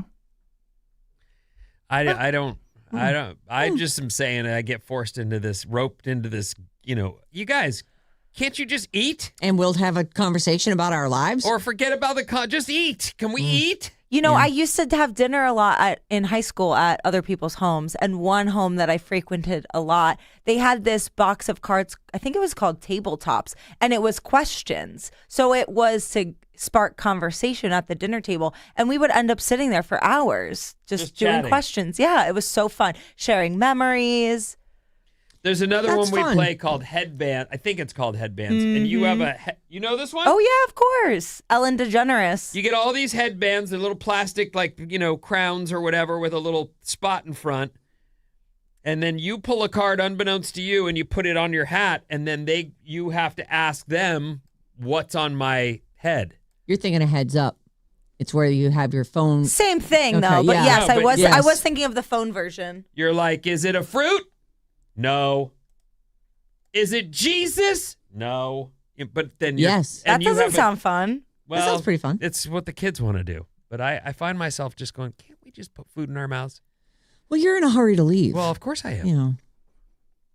My family growing up had a rule that if we were picking a restaurant movie, in order to give a valid veto to someone else's suggestion, you must provide a serious alternative suggestion. Oh, Cuts out so many conflicts when people realize they don't have a better option to offer. right. No, I don't want that. You want to open your trap? Give us a better idea. Yes, I like that rule. That's and it makes sense. I'm suggesting sushi. I don't want to. Okay, what would you like to do? I don't know. Not good enough. We're going to sushi. Right. We never left the house or went to bed without saying, I love you. Oh, These are house rules that people say everyone should do. yeah. I like a kiss goodnight. You do? I do. Want a kiss goodnight. I love you.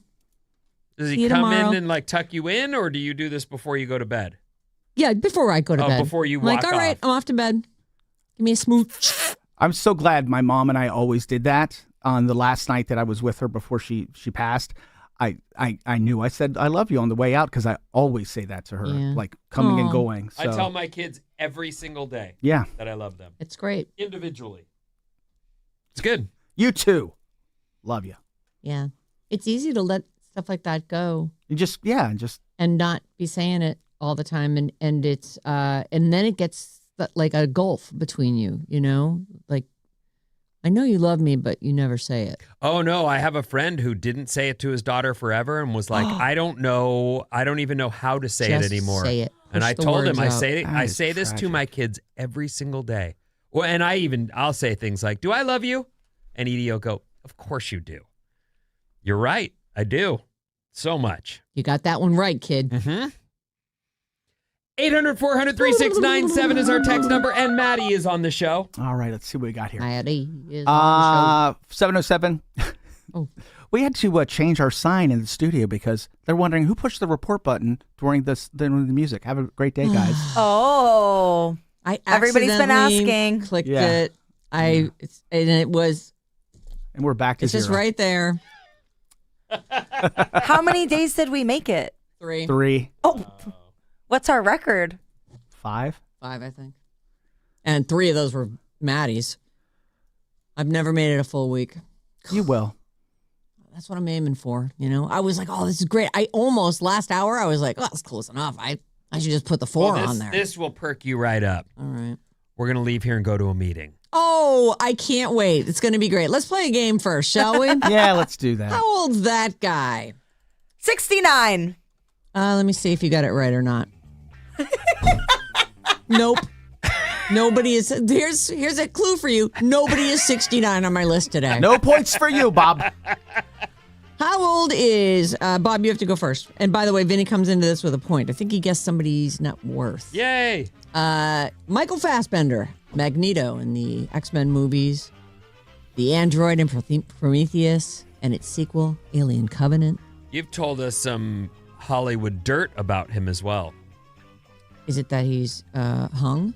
That is one Yeah. of the rumors about that guy, yes. I think he's also like the plantation owner in 12 He Years is. a Slave, and he's currently on and I don't know this one, Paramount Plus spy thriller called The Agency. I don't Michael know either. Fassbender. How old is he, Bob? Oh, I think he's had a lot of age preventative stuff, so it's hard to tell. 51. 51. What do you think, Maddie? I mean, sorry, Vinny. You're next. 60. 60. 61. He is 49 years old. Oh, I almost said that. Michael Fassbender is 49, and that's a point for Bob. Next up. How old's Emma Myers? Ooh. Enid on Wednesday, and Natalie in a Minecraft movie. Is she a kid? She's Wednesday's roommate. She's great. Yep. What's her name again? Her name is Emma Myers. I got to remember that. She's really good. Yes, I really enjoy her on that show. And Vinny, you are first. How old 23. is 23. I'll say 24. 24. 22. She is exactly 24 years old. That's 2 points for Maddie, who pulls into the lead. Yeah. How old is Emmylou Harris? Who? Country legend What? Emmylou Harris. Guess no one was born today, huh? What? She's huge. Emmylou, I'm going to say she's 68. 68. Well, I know she's not 69. So I guess I'll say 65. 65. 69. 69. She is 79, and that's a point for Vinny, Nice. who went the highest. How old is Zach Bryan? Country singer who recently spent $12 million for Jack Kerouac's On the Road Scroll. Bob, you're first. He's How the old's Brianna Zach? chicken fry He guy. is. That's the guy. How old is Zach Bryan? I think he's 31. What do you think, Vin? I'm going to say he's 36. 36. I'll go 32. He is 30. That's a point for Bob. Current score, 2-2-2. Oh. Oh, my. How old is Pedro Pascal? Vinny. This guy. Pedro Pascal. He is the Mandalorian. Have you seen the ads for the new Mandalorian and Grogu? Uh-huh. The Are movie? You into it? Oh, The movie. I love The Mandalorian. And I love Grogu. He's darling. You gonna go see that, Ben? No, they've turned it into the Muppet Show. Yeah. It's so dumb. How old is Pedro Pascal? Hottie. 53. 53. What do you think, I'll go man? 55. 55. 50. He is 51. That's a point for Bob, and she pulls into the lead.